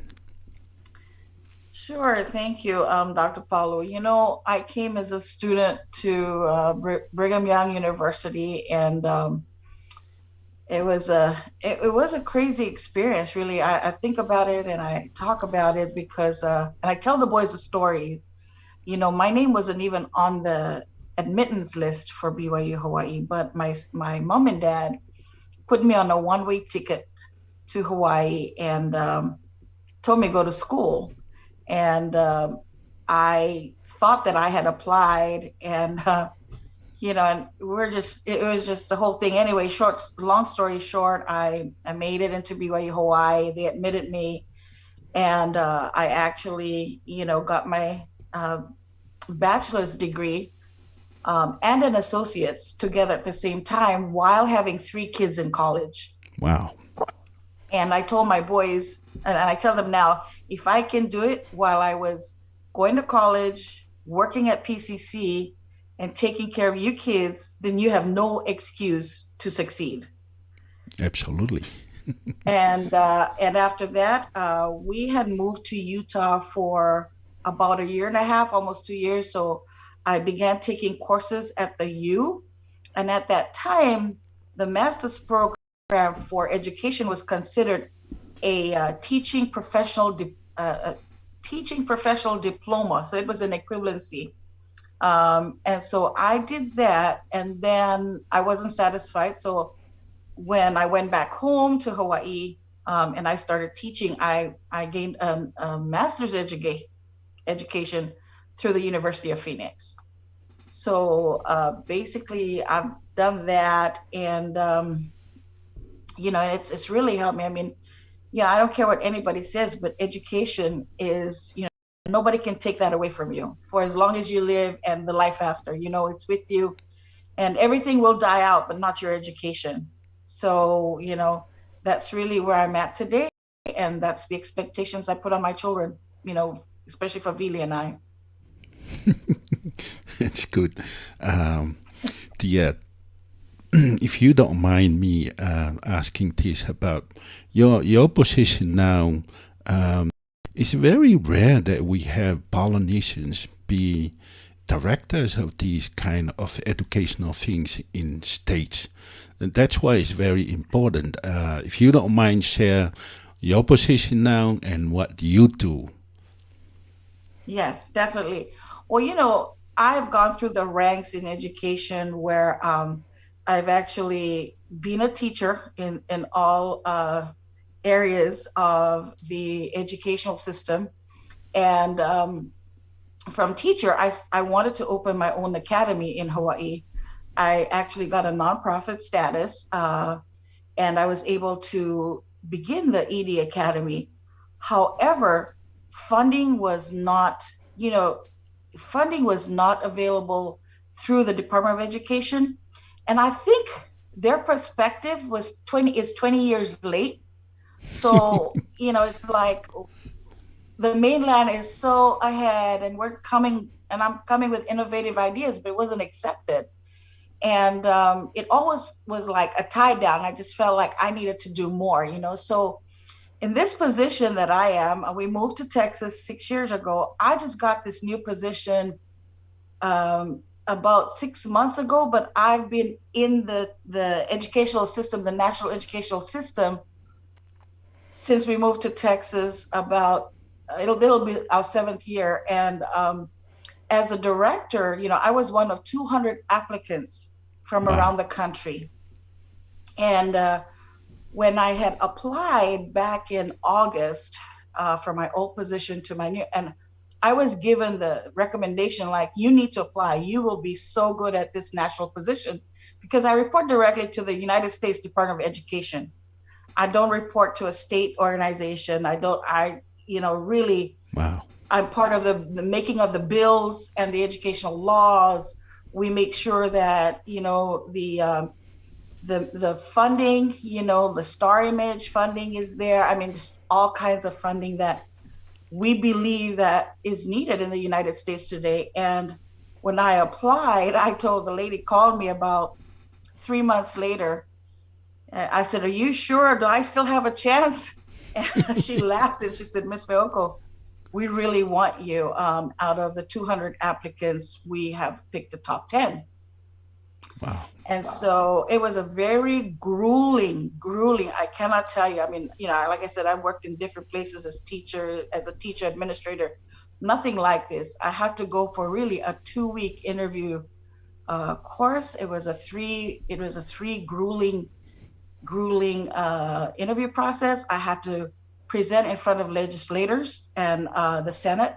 Wow. I had to, and I just put on my hat, and I was like, I can do it. I believe in myself. And I got the support from Vili and my children. And, I think we as Polynesians and as minorities have to start changing our mindset. Yes. If we want to be synchronized in the system, in the evolving system of the United States of America, we have to be able to stand up and say, I can compete against you. Because if you don't have that mindset, we're going to create oppression upon ourselves. Yeah. And then we're going to start to find excuses and blame the world because we cannot get ahead. And the rest is history. And I'm here and I make decisions, and I just love what I do. I love what I do. Yeah, when I found out that you guys are moving to Texas, I thought they're coming to Utah, but I guess not. And not only that, but if you could, so how, as a mother of 3 children at the time, how do you tackle these responsibilities of a student at the university, as a mother at home, and a wife? I mean, what was your secret? The secret was I had a very loving and supportive husband. I could have easily quit, Dr. Paulo. I could have easily quit and say, I'm not good enough. Or I had every excuse, right? Because as women in society, we find it, and I think this is our Polynesian mindset, is that we believe, oh, you know what, let the men go out and, support the family. And, but I think what had happened is I just said, I came here from the Fiji Islands. Yep. And I promised my mom, my dad, my grandparents that I will make it. I was the first one to get a college education and to get all the degrees that I have. And I was not going to go back home. I was not going to jeopardize the opportunity. So it's a lot of sacrifice. I mean, my mom remembers she came to stay with us for a month. She always tells everybody stories. She goes, my daughter is up at 5 o'clock studying before she takes a test in school. My first classes are always at 7. I always get done at 11:30. And by the time Vili goes to work at PCC at 12:30, so by the time I get home, he's off to work. I have the kids. And then at night, either my in-laws would watch the babies while I, went to the night show for 2-3 hours and, and danced at the night show, and then came back. And then I would study till midnight. Wow. But you have to, if everybody gets so caught up in, I want it now, instead of looking at the long run. I really believe if I didn't do that, if I didn't have a supportive family unit like my husband and my children, that I don't think I'll be at this position making decisions for the United States of America educational system today. Yeah, absolutely. And I mean, when I found out, of course, we stay in contact with Vili. You post on Facebook, the B-Man. Very proud of his accomplishment. I mean, it's incredible. Your kids. I'm sure. Was that the reason you guys moved to Texas, because of Braden, or you just wanted to move to Texas? It was because of him, but I think the Lord had a hand in it, because the doors were closing for me in Hawaii and for Vili. I think mostly for me, I just felt like I have so much more to give. So I listened to my soul. I think we have to start to really listen to what, that inner spirit is telling you, right? Yeah. We always talk about listen to the spirit. And sometimes I think when you live uncomfortably, that allows for growth.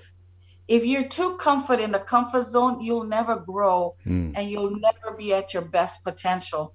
So because Braden was coming, he's the last one, there were 2 things. I said to Vili, I am not going to miss any more football games of my children, or I am not going to be able to afford to pay $1,000 round trip to the state of Texas.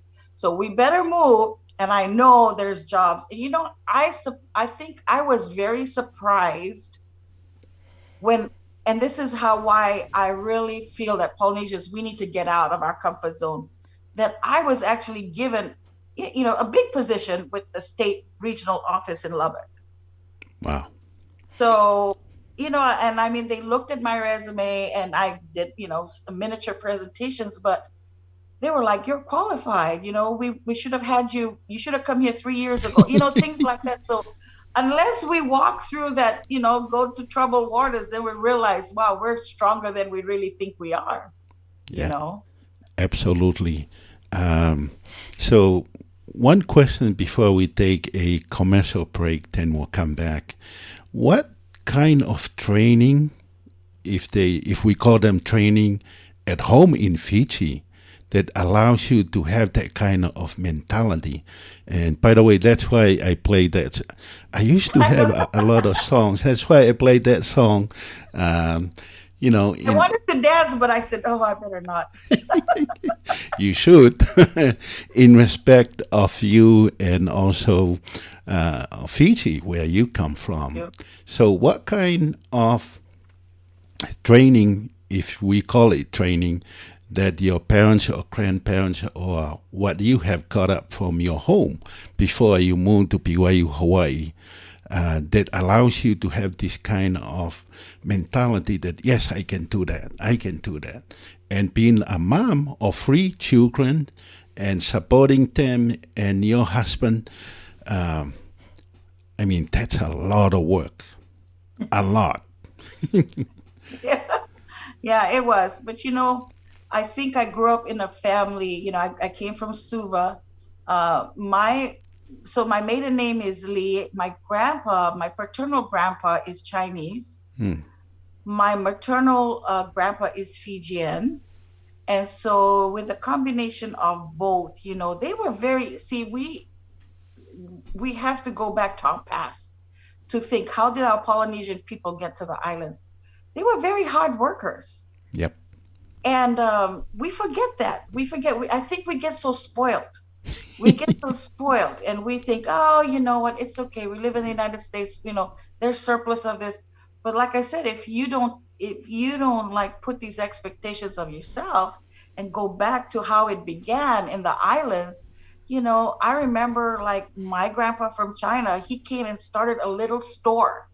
And I used to go as a little girl and sit with him, and he used to teach me how to use the abacus. Wow. You know, and then he would always tell me, you know, you've got to work hard. Then my mom and dad, they didn't have any kind of college education. They just said, you've got to be better than us and, you know, don't stop working. But just like you, just like me, we knew our parents worked hard. So those were the examples and the role models for any Polynesian from the islands, because you know how island life is. It's pretty tough. Yep. If you don't go out and you don't go to the plantation, you don't eat. You don't fish, you don't eat. So with that in mind, like I kept it in the back of my mind, like, you know, I said, you know what, if my parents can do it, my grandparents can do it, I can do it. I come from the same DNA. And to think about how they struggled, you know, when they came from the migration in the canoes, I think, you know, we talk about it with our boys. We're like, you guys have no excuse because you are descendants of warriors. You know, all our people from the South Pacific came all together on that voyage to go from island to island. So don't take it for granted as a myth or a story. It's real. And if they could do that and build canoes and went through rough seas, you guys can survive, you know, the worst of the worst in society today. And I just kept that. And I just believed in it, Dr. Paulo. And I just spoke life to myself. I just said, I can always do this because my grandparents, my great grandparents did it. You know, I was raised in the place to watch how they work and how hard they worked. And I was like, if they can do it, I can do it. But they blessed me to be better than them. They always say, you're going to be better. You're going to be better. Go. You know, my grandparents would say, go get the education. Don't worry about coming back to Fiji. Go and do better. So I think we all have that. I think our parents and grandparents all wanted everybody to do better than where they were. We just get too spoiled with the American system. Thank you. And we can see the strength and the love of math from those things. I remember those things we started in elementary school. It was very hard to learn mathematics from those, you know. But there are others like yourself who mastered these things. And thank you for sharing those. And now we see the strength, the mindset that comes when you came to BYU Hawaii. We were there at the same time. Yes.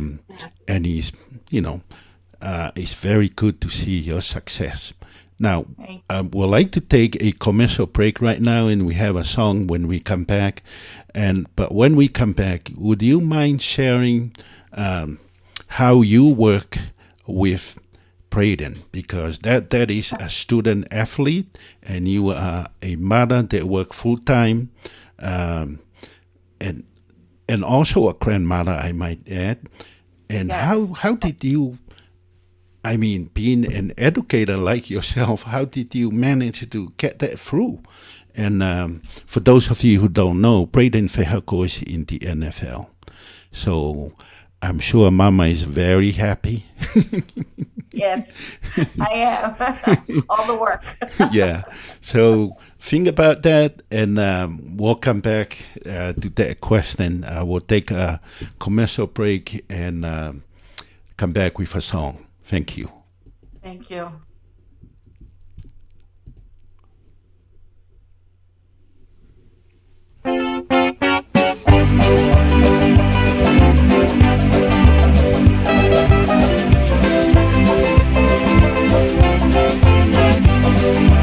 La mai lolo palesi mo lolo francais ko tau pepe lolo me loto Hollywood seuke kai pe ko fo star et faiva ko te ke fai ka pakao angelo ko lo ye kau angelo hoek mo kai ngatonga mamani ko tau pepe ko lo kau angelo pe mahino leva ko loloni ko to ngai me hina lolo ala pasita amele maktaline le fratolonga mai atu ifia mo kakala iloa le furi me ot motuanga ofa ke guia ye pako langa karisi ale hei lala moho koi ka los pani pe ai foki pe mo blue maria mo kalasi ke he maria he ko taimi ko te ke mairi ai oa pe tane ne ke fai e mere maktanine foi alabasta ko ene fakatau ele fika telefoni fitu no noa hiva malu fa ta fitu pe ko tolu wa tolu hiva malu fa noa hiva wa ko ya ta leva ke fika telefoni fitu ono noa hiva valu fa taha fitu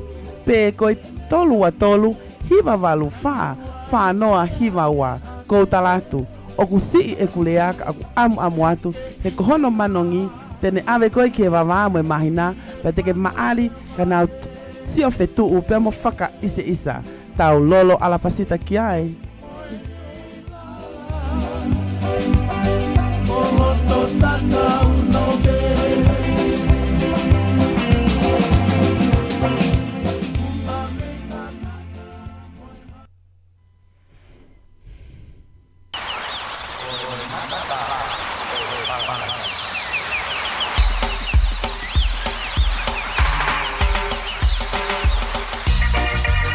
Alasi ile puha ko e kumana ia.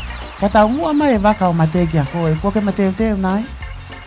Pele he honi, na whawhalala pe ki ho o tuputupu lea whanua. Le puha, pe o ke pehete u lava tuputupu le whanua ke ngangana hi whapaanga ki whai a koputu, mawe ke uto ho mawhai mana ia hadai ni. Ie, ko osi ki wheho o iwi whai mana. Alasi yonga mātua, ko au mau kis fefine, ko kure atu mei pulotu, o te moho haa, he kuia e whaunga ki tokoni atu ki homo tuunga mateu o ka hoko mai a mate. Ko Lincoln Heritage Funeral Advances, e lava ke ai ha mo malu I putu. Ko malu I putu o ku lava ke malu I ha fefine pe tangata, pe ku sise I hifo hono tau motua I he tau waunima. O ku ne lava malu I ha taha pe o kai mau ene pepa, pe o kai ha ene fika ngā ue. O ku kai foka ke fie mau hasivi mo I lelei. Te tau lava pe o whakafonu I he telefoni pe I kai fie mau, te tau toi fi tau laki. Ko whai ngofua, mawe pe o ku pau foki he o ka hoko mai e mate. I loto I he hoa e ua wha, e hoa I aho o paanga malui, I ho account, pe a ke nonga mo e fie mari, pe to e nonga foki mo ho whanau, mo toi ngai whamiri. Koia, tuku ai ke e, pea mo tā ke fika telefoni. Ona ni manoa, tolu noa fitu ni minima taha. Pe koe fika telefoni a ane pasina. Ona ni manoa, malu tolu fa fitu.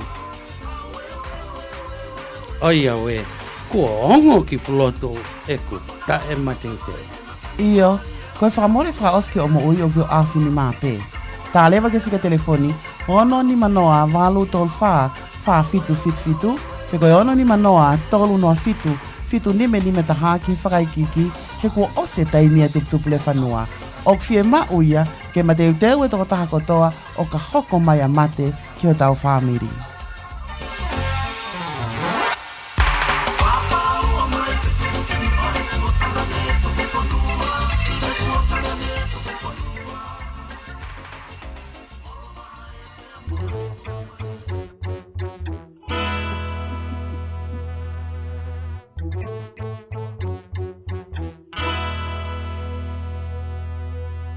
Ausara lawa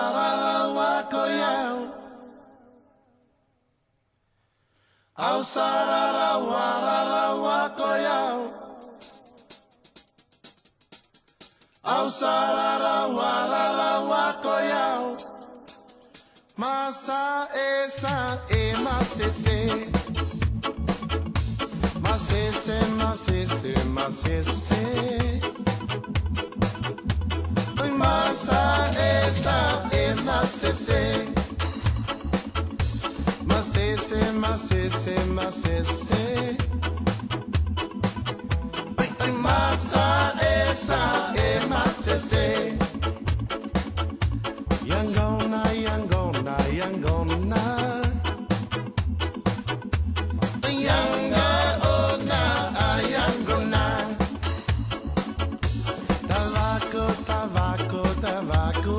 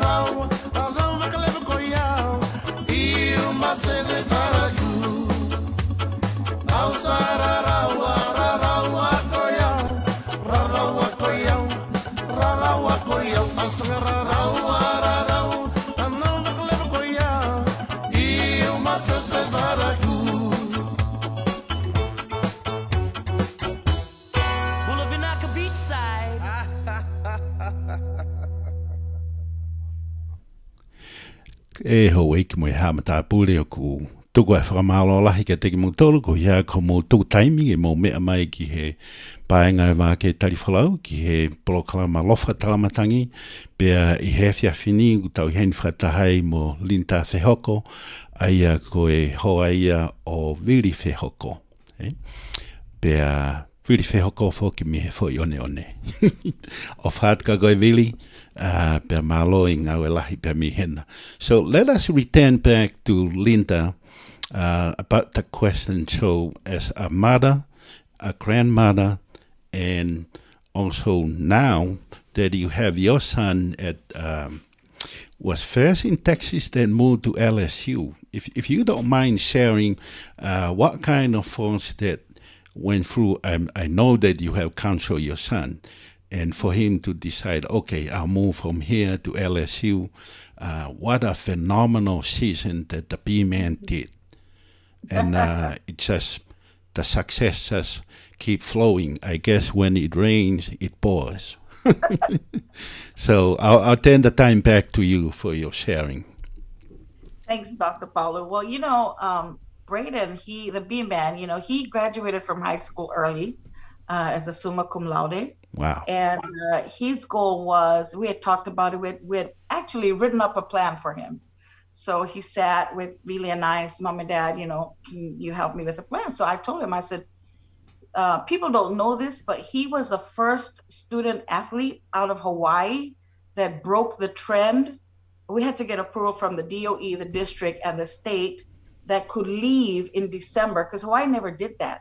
Wow. Hawaii kept all of their student, especially the public schools, your student athlete, because of federal funding, you have to stay till June and then go to college. So with Braden's case, I had to write a letter to the district, I had to write a letter to the state, and then the Board of Education in Hawaii approved that he could leave in December. And he wanted to enroll right away at Texas Tech. So he already had his mind set, and he had to come back home and walk for his graduation and receive his diploma and his, his summa cum laude. But he already had advanced. So he already played a spring game while his other teammates were still finishing up in Hawaii. And they were the same age group. Yeah. So he was ahead, and then he started 25 games for Texas Tech. He started as a true freshman, a junior, a sophomore. And then he sat with us and he said, I'll never forget this. He said, Mom and Dad, he says, I want to take my playing level and my skill level and my technique to a different level. And Vili and I were saying, but you started 25 games, in the Big 12 at Texas Tech. What do you mean? I mean, one more year you can go to the league. And he goes, no. He says, you don't understand. He said, I'm looking at my development. If I go to the SEC, I'll be playing future NFL players every week. Wow. That's where I want to be. I don't want to just be down here, either mediocre or lower level. I want to be at the extreme, prepared with my prepared potential so that I can make it to the league and I'll be able to, compete. And he put in his transfer. Everybody was surprised. And, and I told him, Vili and I told him, you pray for it. You pray about it, if it feels good. And then he says, he came back and he says, I feel good. I think, I need to actually be in a very competitive conference. Wow. Now, let alone being the first Tongan Fijian at LSU.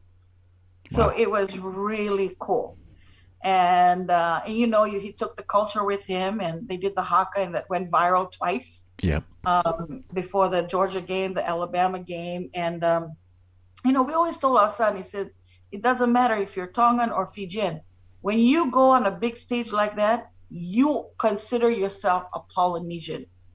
You need to represent all the Polynesian islands because we're a very small minority, and somehow or the other, we're related. We come from the same lineage if you go back to your genealogy. And he did. But he competed. He started his junior year at LSU. And then he had some minor shoulder injury at the end of the season. Now, he could have gone to the draft at the end of his junior year. Wow. But, he talked to the coach, group of players, the senior players, Joe Burrow. I mean, we know all these boys had talked to. They said, no, They want to all come back, and Braden says, okay, let's all go back and win a national championship. And they came back, and that was the unforgettable season. It was a national championship season. And, you know, and we would take lays, not just for Braden, but for all the boys, you know, all the football team. And, you know, they would look forward to coming and eating, and we would have lupulu in the house, and, you know, and we would just cook. I mean, you name it. We had all different kinds of Polynesian food, curry chicken. They came, they knew when Billy and I were in the house, and they would go, is mom and pop's in? And they all showed up at Braden's apartment. They all just ate, and it was like no tomorrow. But that season, you know, and Braden, just so that you know, throughout Braden's college years, he remained he had all academic honors, like national all academic honors. So not only he played football, he also maintained a 3.5 and above GPA, you know, as part of these all academic, and that's important for me. They know, the kids know that, you know, that's important for me. But now they realize the importance of that, because, you know, football will run out eventually. It will run out, you know, when you're done and you retire, but your education never runs out. Yeah, you know? Absolutely. So, wow. What an accomplishment for the P-Man. I want you to know that the P-Man made a lot of us sad. Because there were a lot of people thinking that the P-Man will actually come to BYU. And I remember when they asked me, and I said, I don't think so. And sure enough, you know, when LSU, and I mean, that was perfect. The pick of LSU was just perfect for a higher level, and graduate, got a degree from LSU. That's another one, you know.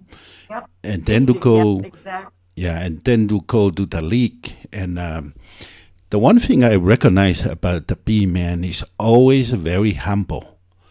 That always remind me of you and Billy. Until the time that he's ready to be a warrior, then they turn into something else. Very aggressive. That's his tongue inside. That's his tongue inside. Yeah. So I'm sure there are a lot of people learning from your experiences and educational achievements as a mother, as a grandmother, and your children, they are educated. And then one of them is up on the NFL, which is very good, and I'm sure it's very helpful to you and Billy and the family. So we, in what you're doing right now, okay, this is a phenomenal thing, which is, you know, to work for the, basically it's not for the state, you work for the United States of America. A Polynesian that comes and are able to have that kind of success.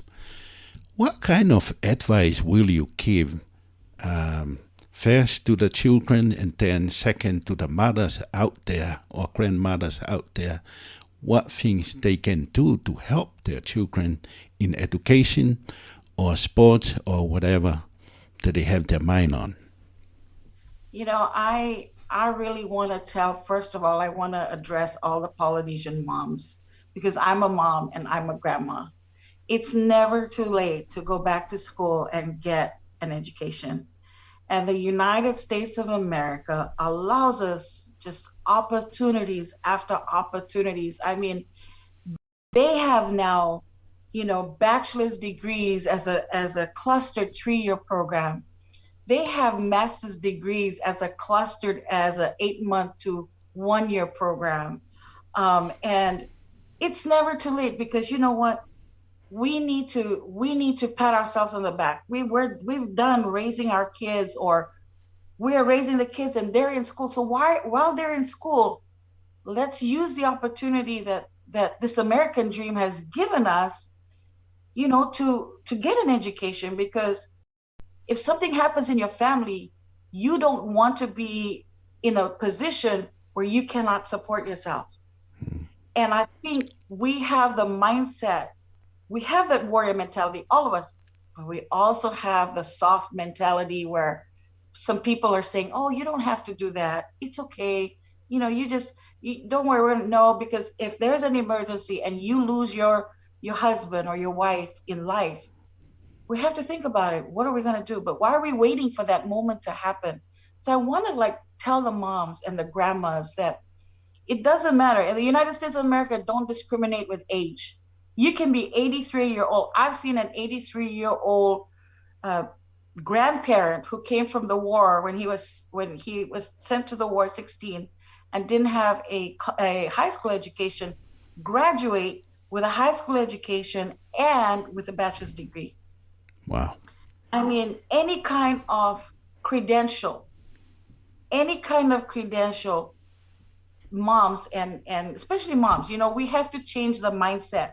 We have to change this female strategy where we're just the child bearers and the homemakers. No, we have to believe in ourselves and say we can do it, because we don't know, right, what life will throw at us tomorrow. To the children, believe in yourself, because it's not just a very simple quote. I say that with a lot of soul, because if you don't dig your soul deep and you don't pull it out and you don't look at it and say, this is who I am, your identity, and this is where I'll go in the next 5 years or 10 years. And I want to be the best football player. I want to be, a summa cum laude. I want to receive honors in college. It's so important. It's so important to be yourself. I would like to challenge the parents to speak life into your children.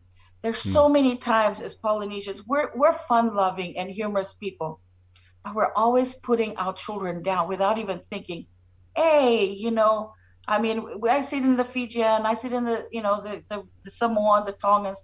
Hey, oh, you're not good enough. Look at you. You need to, you will never make it. No, you can't do that. You have to break the cycle. You have to say, I believe in you. You're going to be the president of the United States one day, son. You're going to tell your daughter, I believe in you. You're going to be Dr. Palu one day. You have to just continue to say, you have to break that mindset of the Polynesian mentality where everything is for fun, and start speaking life, because the more they hear this, the more these children are going to grow up and just say to themselves, man, I can do this. My parents spoke life to me that I can now achieve anything that comes my way. And that's what we want. We want them to be better than us. Thank you, Linda. I think that's the message for me. Sometimes I don't try to watch the words. My wife always watches the words I say. And I think that is a great message for all of us, that we speak with love to our children and encourage them and strengthen their confidence. When they are confident, they can do a lot of things that perhaps you and I were not able to do, And Dr. Paulo, we also have to tell them, this is one thing, being, working with the U.S. Department of Education, we don't have enough minorities, Polynesians, Hispanics, African Americans, standing up in the front of the classroom saying, I want to be in the speech festival. I want to learn how to play the harp so that I can end up in some musical ensemble in New York City. I want to do theatrical. We don't have enough, because you know why? We're always subjecting our kids to less. But we need to start breaking that, the racial profiling, that we're not good enough. Let's just listen to Mr. Smith because he runs all the companies. No, you go run your own company, because you know what? You're just as good as Mr. Smith. And we have to break that. And we see that in education. And so, but it comes from the home. It comes from the home. We have to don't be ashamed to tell your child, you're the king of the house. See, we always, it's not about the respect. It's about enabling your child. Yes, you have respect. We teach our boys respect. That's number one. But we also teach our boys, hey, Braden, you can be in the NFL, but you know what? You're going to use your football to get your education at the same time. So all our boys went to college, got their degrees. Vili and I never have to spend a dime. Never spent a dime to send them to college. Wow. It's such a blessing. It's such a blessing. Wow. My brother Vili has been greatly blessed by you. No, I'm blessed by him. Believe me, we need the disciplinarian in the house too. So we love the things that you and Vili are doing with the boys. As grandparents now, continue to be examples for us to follow. And we appreciate you taking the time to share your educational pathways and experiences and counsel and advice for all of us to follow, so that we may have the same success that you have and enjoy it and put it to good use to bless other people's lives. So do you have any last things you want to share before we close out this interview?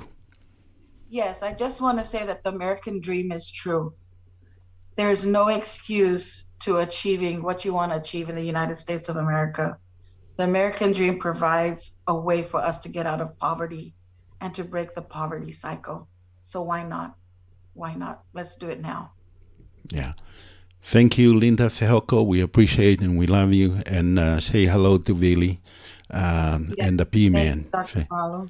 Thank you. And let me know if anybody needs help or any guidance or, references for jobs.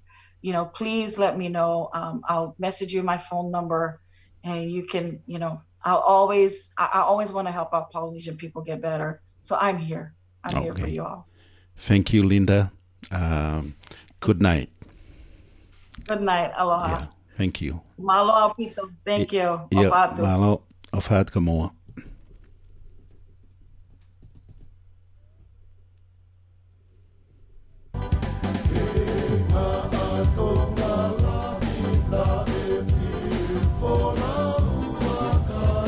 O kuke whaamohe misi nai kia o monu ke toko meilangi, tonga e. Ko taimi ko ke ngoi puputu ua he fie ma upa anga whawawave, ko aku ikai ha tenali, ko tali, ono meilangi. Tonga e, fefe taimi u fie ma ua ki ave ki se ni te ki eua ka aku hala, pe hange ko siva e te amanaki, ko tali, monu meilangi. Iyo, ko ho monu meilangi he koe whaunga. Malu ilewa aki hao ki kolo whatonga, ho ki no whakawawewave. Pea koe toi make he ku tawhi atu e munu meilangi, o whai whatongia mai pea me funga whanua. Koe whakaiki ki o hala whanonga ke munu meilangi ke Bay Area, hiwa ua nima taha walu tolu. Fika telefoni, hiwa ua nima taha walu tolu, pea ko whetak pea ki Facebook munu meilangi. Pea ke funga whanua ki eua, fika telefoni, walu, tolu wha noa ua, pe koe fitu nima, ua tolu, ua taha. Koe whanonga reia me he monu meilangi loan and finance. Fika telefoni, hiwa ua nima taha walu tolu.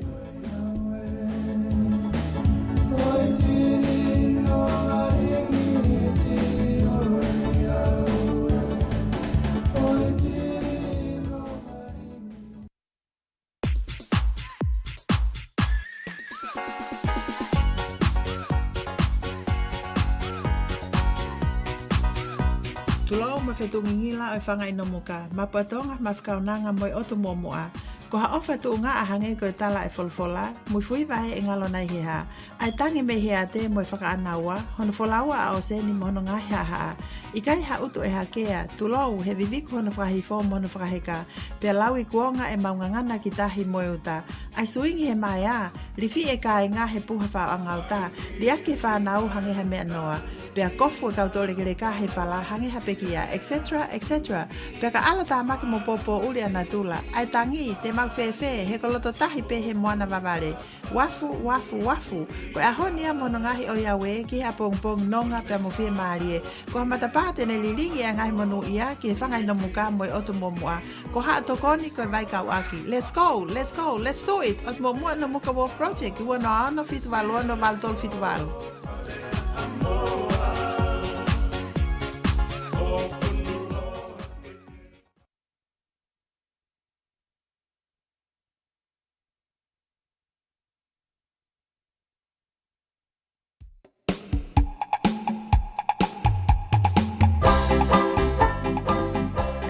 Enterprises. SF Enterprises. Oops, ole waka te kamata fo. SF Enterprises. Kia auta ke ave ki tonga wawa upe ko haapai, ni mataha noa ua ni mataha ua fitu fitolu. Kia auta ke pigmi o mo apina whanga, ni mataha noa ua ni mataha ua fitu fitolu. Ko tau ene tolu ngofulu e mau ka venga aki, ano ave a houta ke au ki tonga, ia fonga whai ngofu atu. Click and call SF Enterprises. Fika telefoni ni mataha noa ua ni mataha ua fitu fitolu, kai click and ship lewa a houta ki tonga.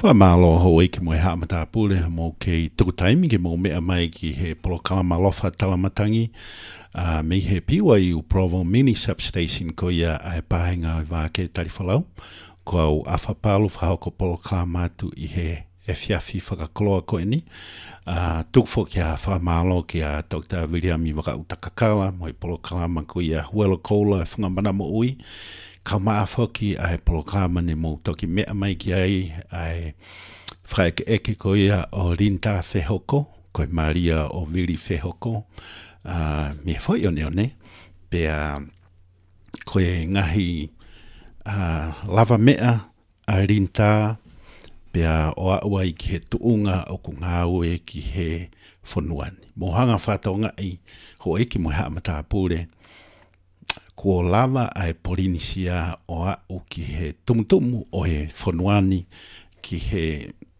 Department of Education. Ko uhipe, ko ngahi ako naki ne whakahoko pia mei api, mei fisi. O ne hawai ki piwai u Hawaii, na mau kotoa be i piwai u Hawaii, mo viri mo whakatoa ko ia, bea na mari ai, bea kamata e whamiri ai. But na o hiki mai ki utani, bea mau hiki mai ki utani he ose a graduation, bea nau tai whoki atu ki Hawaii. So kai pe ke whiunga, ke viviri taki pe ki he mea koe ako. Pea I hene peu toko ni ai na whanau, kauma ai toko taha sisi I taha ia o kui koe ta P-Man, ko Braden Whehoko ia, ai na e graduate ia bea mi LSU o kui he NFL he tainimi. Pea hoko ai a usia lere whai e Braden, fia e mātua mo e whamiri kauma whoki a whunga waka ko ia o nau me ai.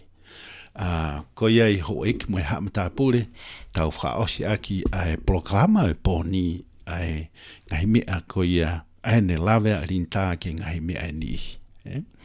Pea ku whanonga ko ike he wahe a rinta, pea mahino ke te au ai mea ko e viritaki ki he a usia lerei. Pea mo e mahu inga ai whetakoni aki ai ongo mātua, he wae taimi hangego ne wahe koe tokotaha fo koe nina e kau ia aia koe tokoni e ke totongi e ne ako. Na e kau I he ngahi u show ko ia ai Polynesian Cultural Center. Whakatonga iangi.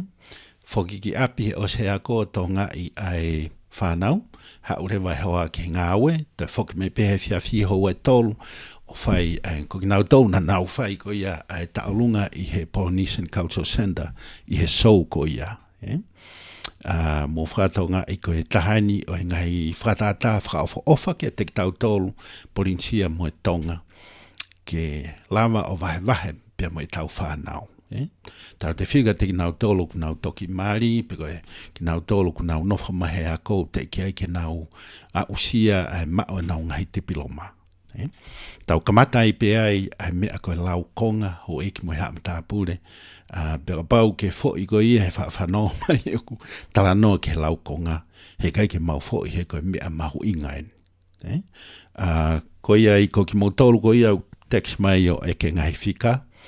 Ko whika ko ia o rinsi pō me e. Aia ko ia o ku tō taha iau ne ona o he lolo kakala te au. Pe wai hano tare kita o he lolo kakala te au ko la tuhu a kau. Ko whika o rinsi ke tā kia I o otaha o lolo ko whitua no noa, ono waluono, no aua, no aua. Ko whika ko ia o mereseini palau piu tau ki he nukuhiwa, aia ko vai nonu ia o ono aho. Ko nukuhiwa ko vai nonu ia ono pōni. Whakataha ia ono pōni mo ono aho ai. Ko whika telefoni, ono walua, ni ma ono wha fitu noa noa taha. Ono walua, ni ma ono wha fitu noa noa taha. Pea koe taila nama kotoa pe ke mō ngawe aki ki he ngai programa live kotoa pe e pāinga I Vake Tali Folau I he rea whakatonga. Tolu ono noa, tolu hiwa walu, wha nime nima. Mau inga apito ke mō ngawe aki e whika koe nā. Ko ia e ho eiki mo I haamata pure, ko e ko nuku hiwa ia, pea kaike. Ko e whamanatu pēni uhigo ki motolu ko ia o ku osi share atu ai PowerPoint ko ia ki he scholarshipi, ko e sama, ko e taimile reieni ai ngā ua e whanau ke scholarshipi. Matui na tau tānoa whoki ane nai ko e hoa e tolu I he aho. Kage pehe ia ke hoa pe tolu ai ngai whamiri, o ko ilo le rei e au na hoa e wha ki nau tolu. Matui laki hoa, o nau whai ai e nau ngahi lau ka paurewa nau karasiono, ko ao ko si te nau kalasfitu, nau o ke Khan Academy, lau ai ngahi umea, whikau aki mui kalasfitu. O ku iai ai kalasiko toa pe, o ku ihe high school, pe ko I junior high. O ku iai a Chinese whika, sio kalafi, katoa ngai finances, katoa ngai umea koe o ku iai ko toa I he Khan Academy.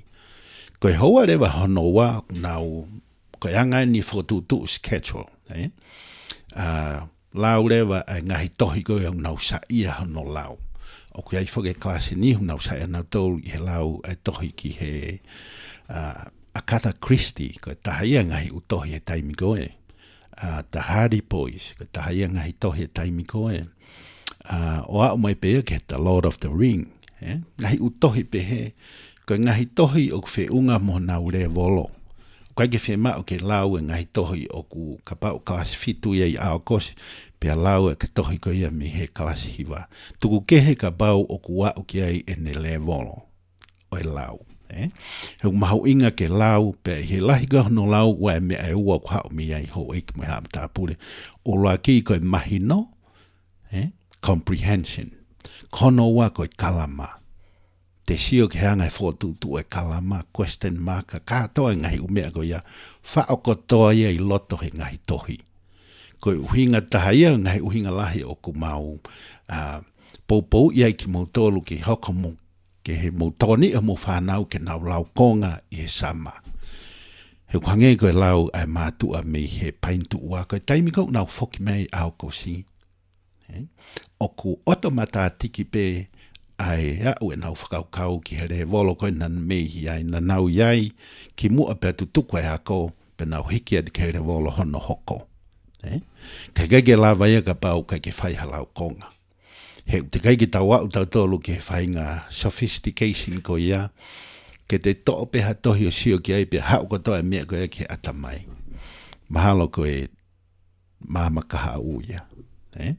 Pea o ku uia e ki mau tolu heni ko e o kai ke osmosis pe ai hau ai lau tohi mo e mahi no e whika pua sainisi pe ko e haa pe ha whai ngā kalasi. Ko pau mau pe ke te spend time ki hono lau, pea whinga ke mahi noi. Pea whai ai mau pe ki ho whanau ko hika lahi ko ia e nau mao e ngai u cell phone. Download ai application ko ia ki he Webster Dictionary. Te lava pe ko kuko ai mea ka ko Webster Dictionary o ko lerei ia mao pe ai ko I he telefoni. Wai bei tami nihi u te wha a check ai ngai fu irea ia ka kau pālangi u mahari. O vale bego nau ai na tau ngai fu irea. O kake nau lawe na tau puaki pe o kake nau ilo I hono uhinga. Pego harewa ki taua ke ta ilo mo puaki. Pego hono le rei u whamatala. Pea mo hono root ko ia pea me he Latin. Moyanga no ngau aki ia se tesi. Moyanga no pu aki u te sio ke aika.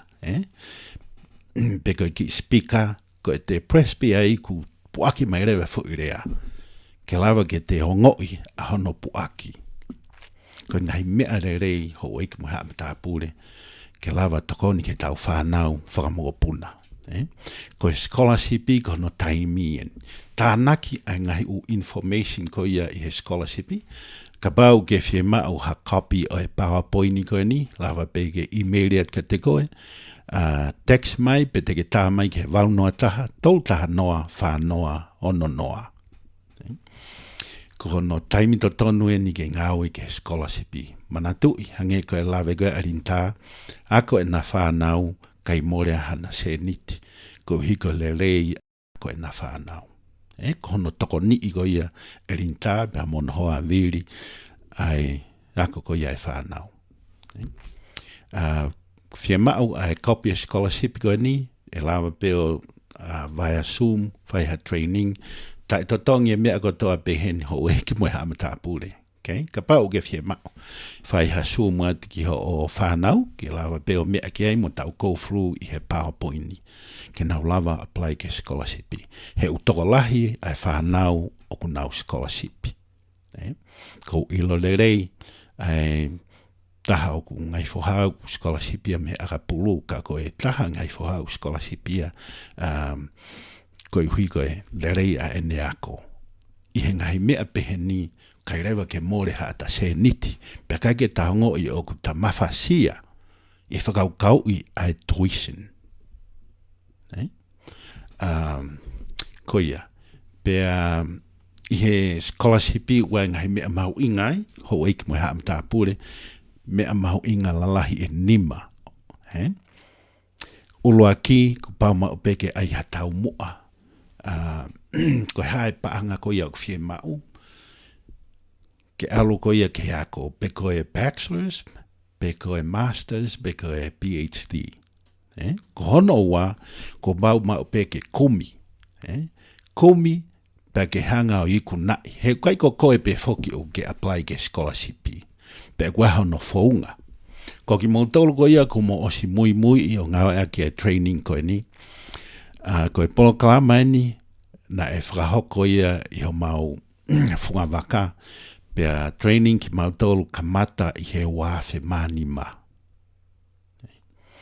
Pea ko lahi ai training i, lahi au pita whanau ku nau ngau e aki ni. Ngau e aki ni ho ko ngofoha. Ngau e aki he whanau kekehe. Kai ko BYU pe, wa e whanau o nau o ki Utah Valley, Utah State, pea out of state. Ko e taimigo kwa wai ai se niti le rei ke totonge na wako, kake tato hela ia. Kake tato e mapuhoi. Kake tato e koe mohe koe po uri o ku kake tato e nofo peo sio ke ato pe tō mai ha se niti mei langi mei fe ia ke totongi ai ako ho whanau. He ku osi koe polo kalama nia ku osi whakamahino i kai ko ha whaka ape ene tokoni ki he scholarshipi. Kono tolu ko pauma pe ke te ai master application, kono taimi ene sama ko o atu ngahi mea katoa peo whao ke master application. Koe taimbeko o ku osi ano whao. Koe mea peo hoko ko te whawa pe master application, sio ke scholarshipi, copy pe paste. Te lau pe koe ku osi whakamahi no ia hen, he taha e tamaik whewhine na nau ngawe aki ai polokalama koe ni.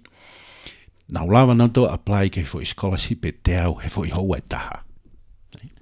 Pea koe tō taha koe ni na e mau ene se niti, fe unga pea mo e bachelor's mo e master's. Munga hanga whakatonga i hono lelei o ngai polokalama koe ni. Ko tau tolu tō ngā koe e taimini, tau tau nof tau tau whakasio mai pa koe mo oni koe ape i kai. He kai foki ke foha hao maala ka pa he ke te ke tō hao maala. Pera pau ke te ke tō maala koe kai foha hao maala, ko tu koe maala e nei pa o ku ke utu e koe. Whika wha, o ta tonu mau pe ke ngā ake ngai USA, koe taha eni o tau waiwai anga o ki tau tautonga ai tohi ko ia o USA. Pea o kuai hono ngai whaunga ai tohi ko ia USA ulerei. Mo mana tui mau pe, koe uhi koe ngai ki taimi na o ku kaua tuai ki he komiti ko ia scholarship a university, pea koe lahi haua ngahi USA ko te sihe pea o ku lahi ai where keu mea tuku atue ke he vewe.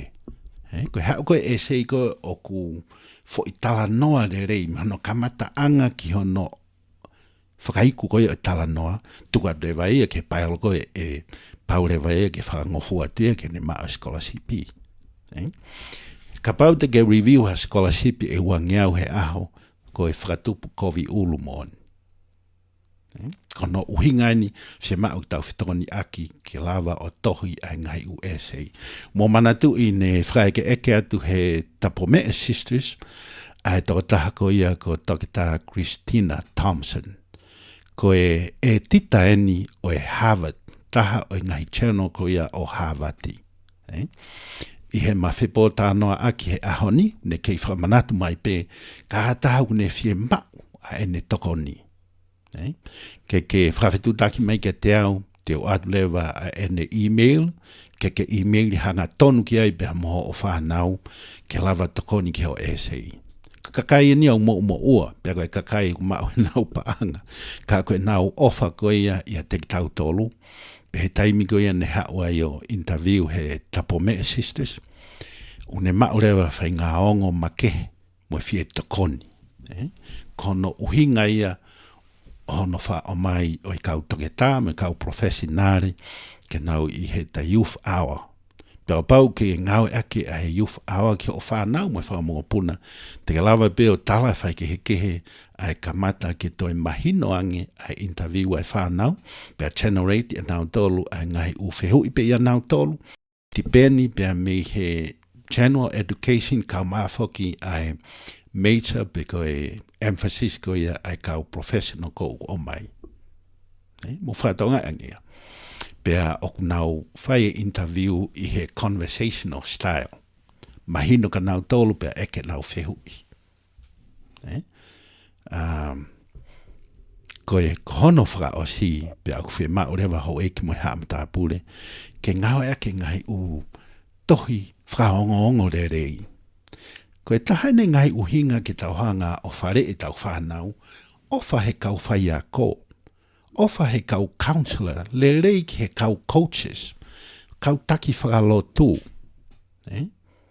Ka ua ai whai e ngai urunganga tae aonga u tau whaasio ai I he televisione. He koe hoko sia koe taimi koe ke tohi ai koe ha tohi whakahonga le rei, pe koe letter of recommendation. Ka pauna e le rei ai urunganga I tau whanau, fie whai he kau whai a ko mo ni ike he ai mean. Ko e tahania ngai mea ko wanga maheni ki he university a letter of recommendation. Pea mahalo tu o tahabe be tu oua utinai ai whanau nea mai o kore a letter of recommendation. Whaingata ki write a letter of recommendation ki ataha ulahiangi e nofo ana ta e hau ke kalasi.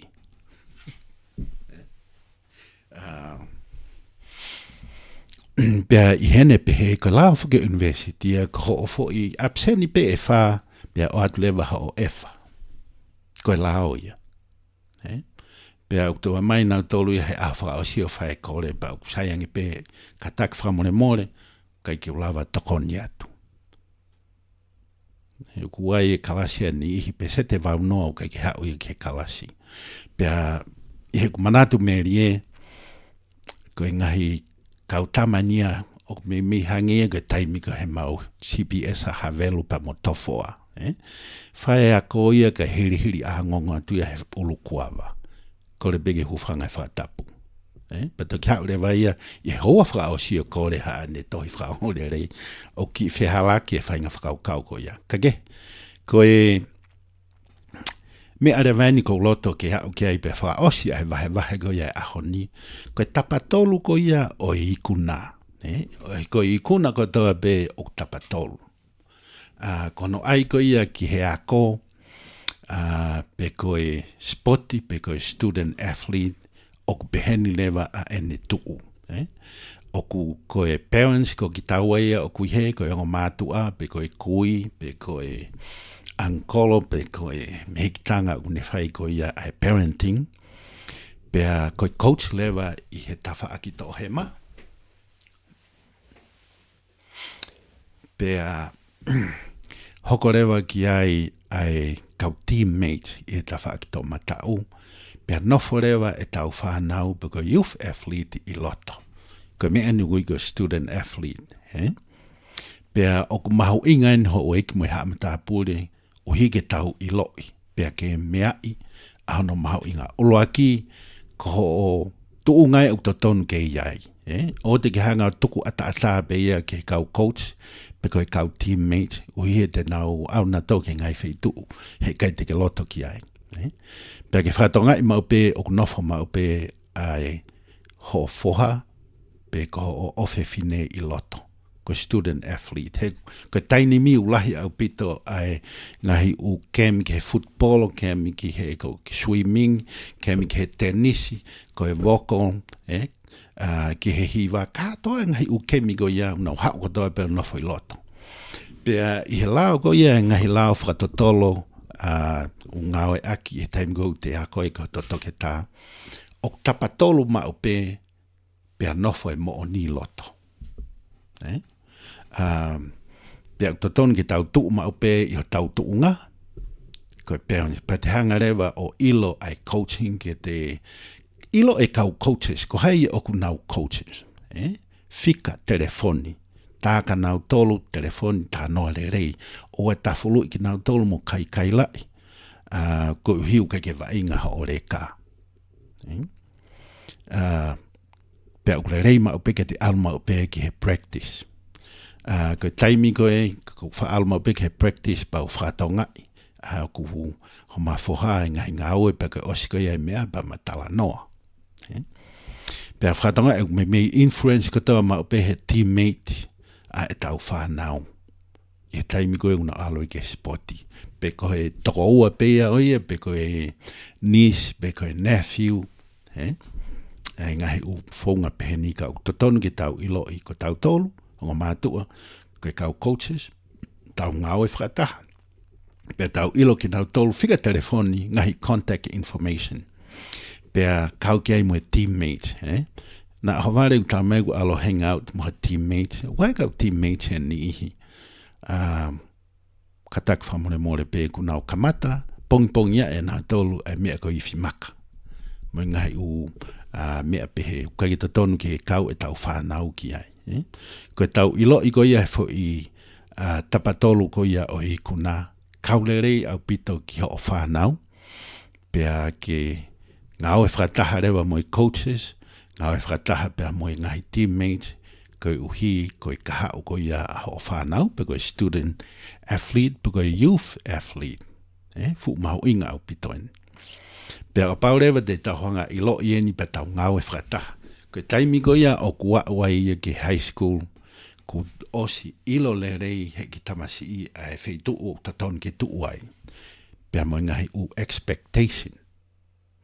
Ko e pehe mai coach ko o kwhai ai practice i he fitu ke he walu. Fitu ke he walu whai e practice. Ka au e takai ka fitu ke. Pea toki hau pe ia. Pea ko no uhingai ko kai ke wha hangai he kau coach o ai ke wainga. Ka te aluatu ki taia ko sia tono hingai mea ko ni o kai lai e coach. Takau te kai ke asia ke practice. To tono o pito ke tau mui i ngai mea ko ni. Pea tokanga le rei ki ai. I he konga taha o e ngahi u mea koe ni o ku mahu inga au pito ke mau mea i ki ai ho eiki moe haa matapule. O hiha ku ne hanga o toe hulu i mai pea whakaata lahi ai tapatolu ko ia o i kuna. Mo whatonga i koe tau tuweni koe ngahi u tokoni ko ia au tau whai parental support. Fuwhia mao au pito ia. Pea mwe ngahi u mea kehe o ku kau ki ai le rei ko ia au sia whakaako. Ka ko wahewahe pēni u hike tau sio ke hanga e tau tuu o ku hau kotoa pēnia mi he tapatolu ko ia o i kuna.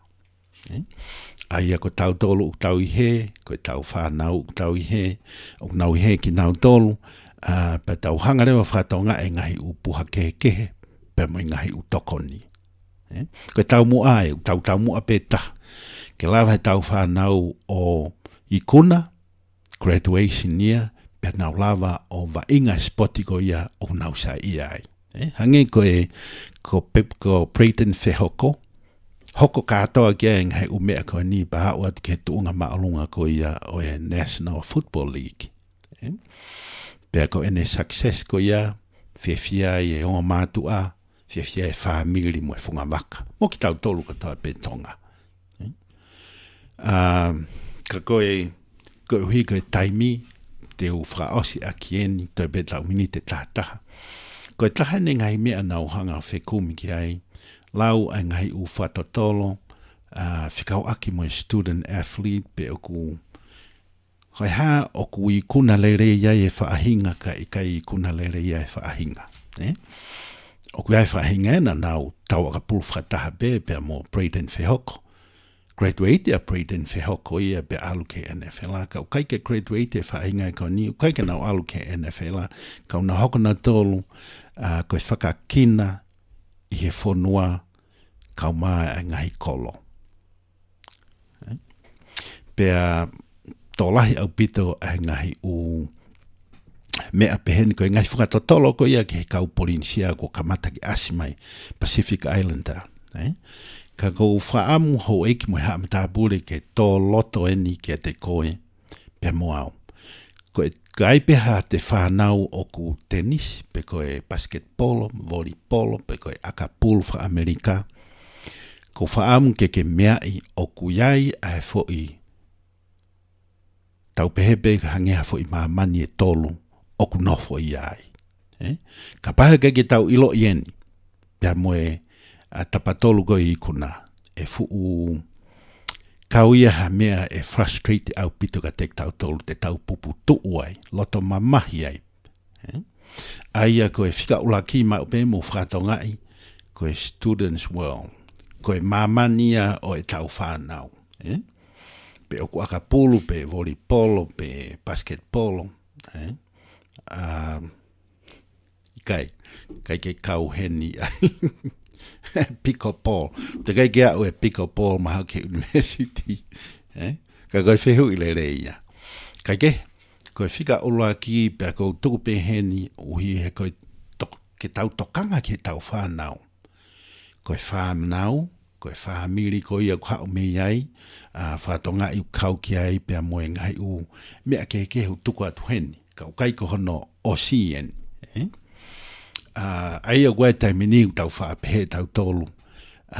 Ngalo ia tau tolu ia o koe ai mamani e tolu o koe ai ai whanau koe ia o koe ko student athletes. Nau tolu nau wainga whainga spoti. Ka pau he kai ke mō mea i ai tuunga kehe koe ni ai mamani e tolu koe ni.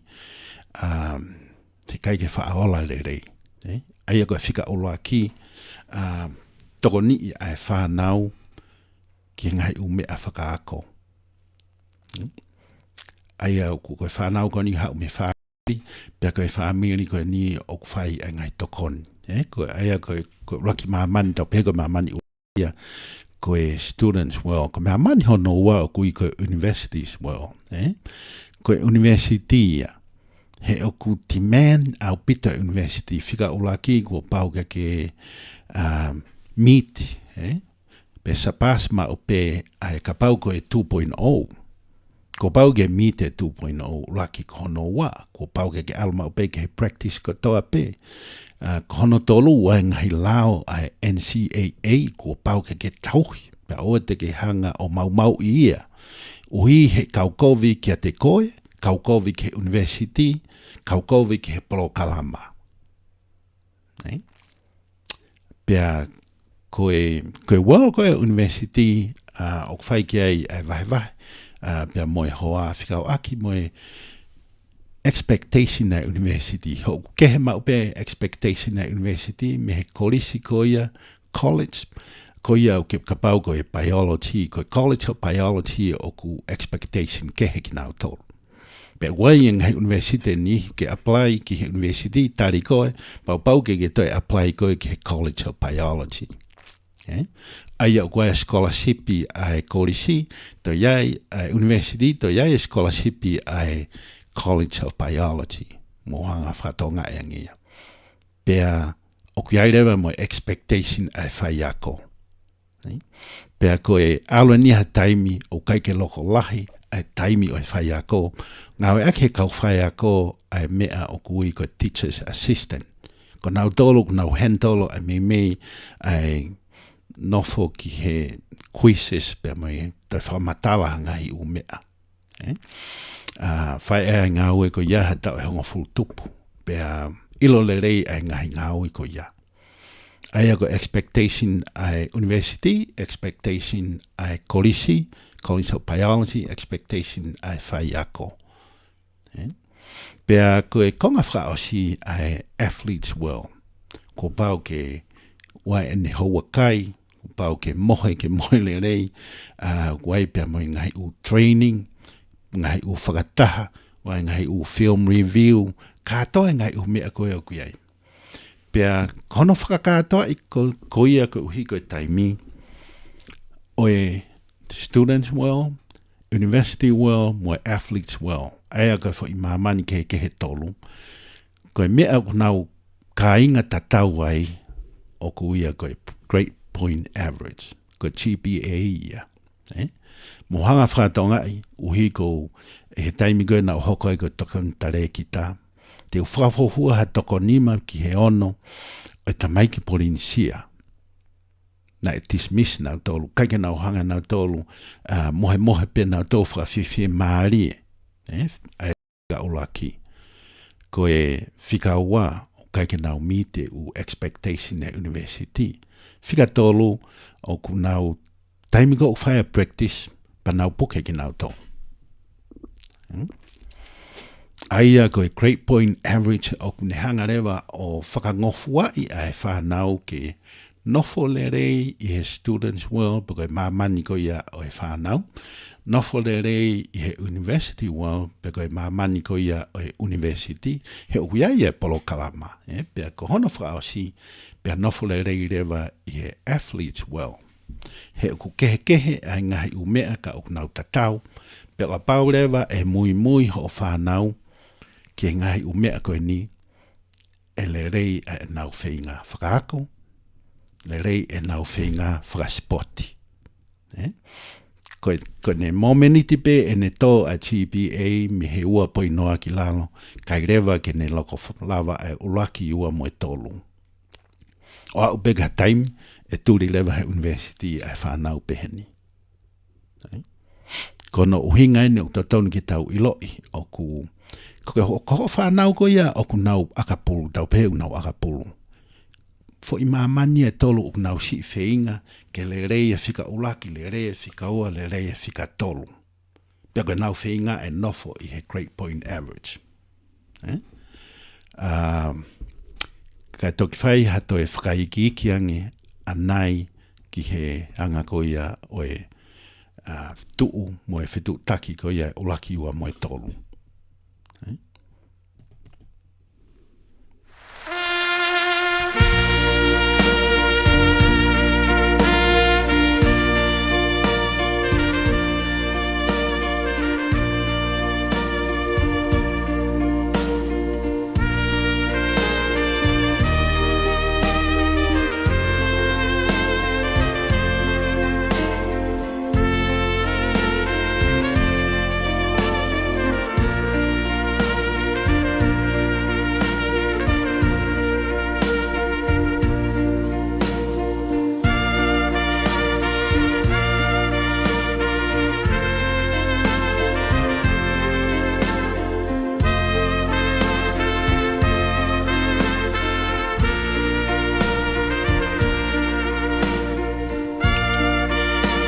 Hoi ki moe hamatapule, koe whawhi e ki motolu i he osiko ia e proklama mi he BYU Provo Mini Substation ai paenga e Vake Tali Folau. He mou mea katoa atu ki he Main Substation ko ia ai Vake Tali Folau.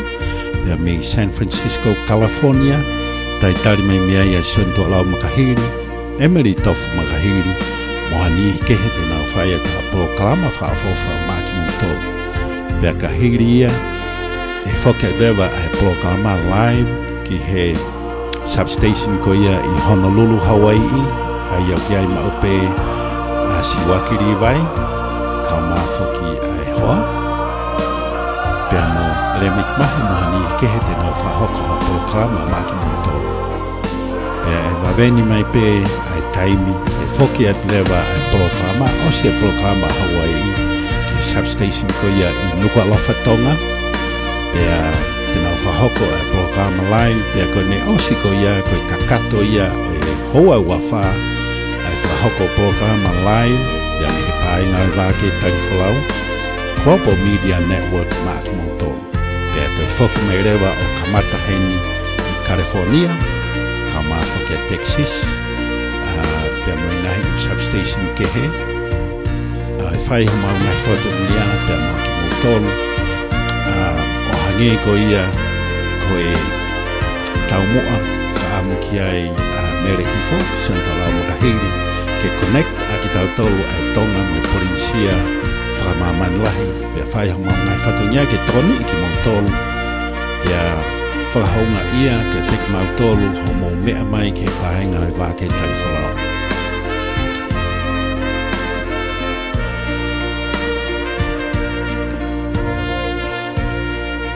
Ko iai ho eki mo e hamatapule, o whalahi ka mo ngai whawhonga, malo ai tukataimi ka mo mea mai ki he pahenga e Vake Tali Folau, ka koe lava ia o he polokalama i he whiawhini, ko a whapalu, me he BYU Provo Mini Substation e pahenga e Vake Tali Folau. Ka mo mea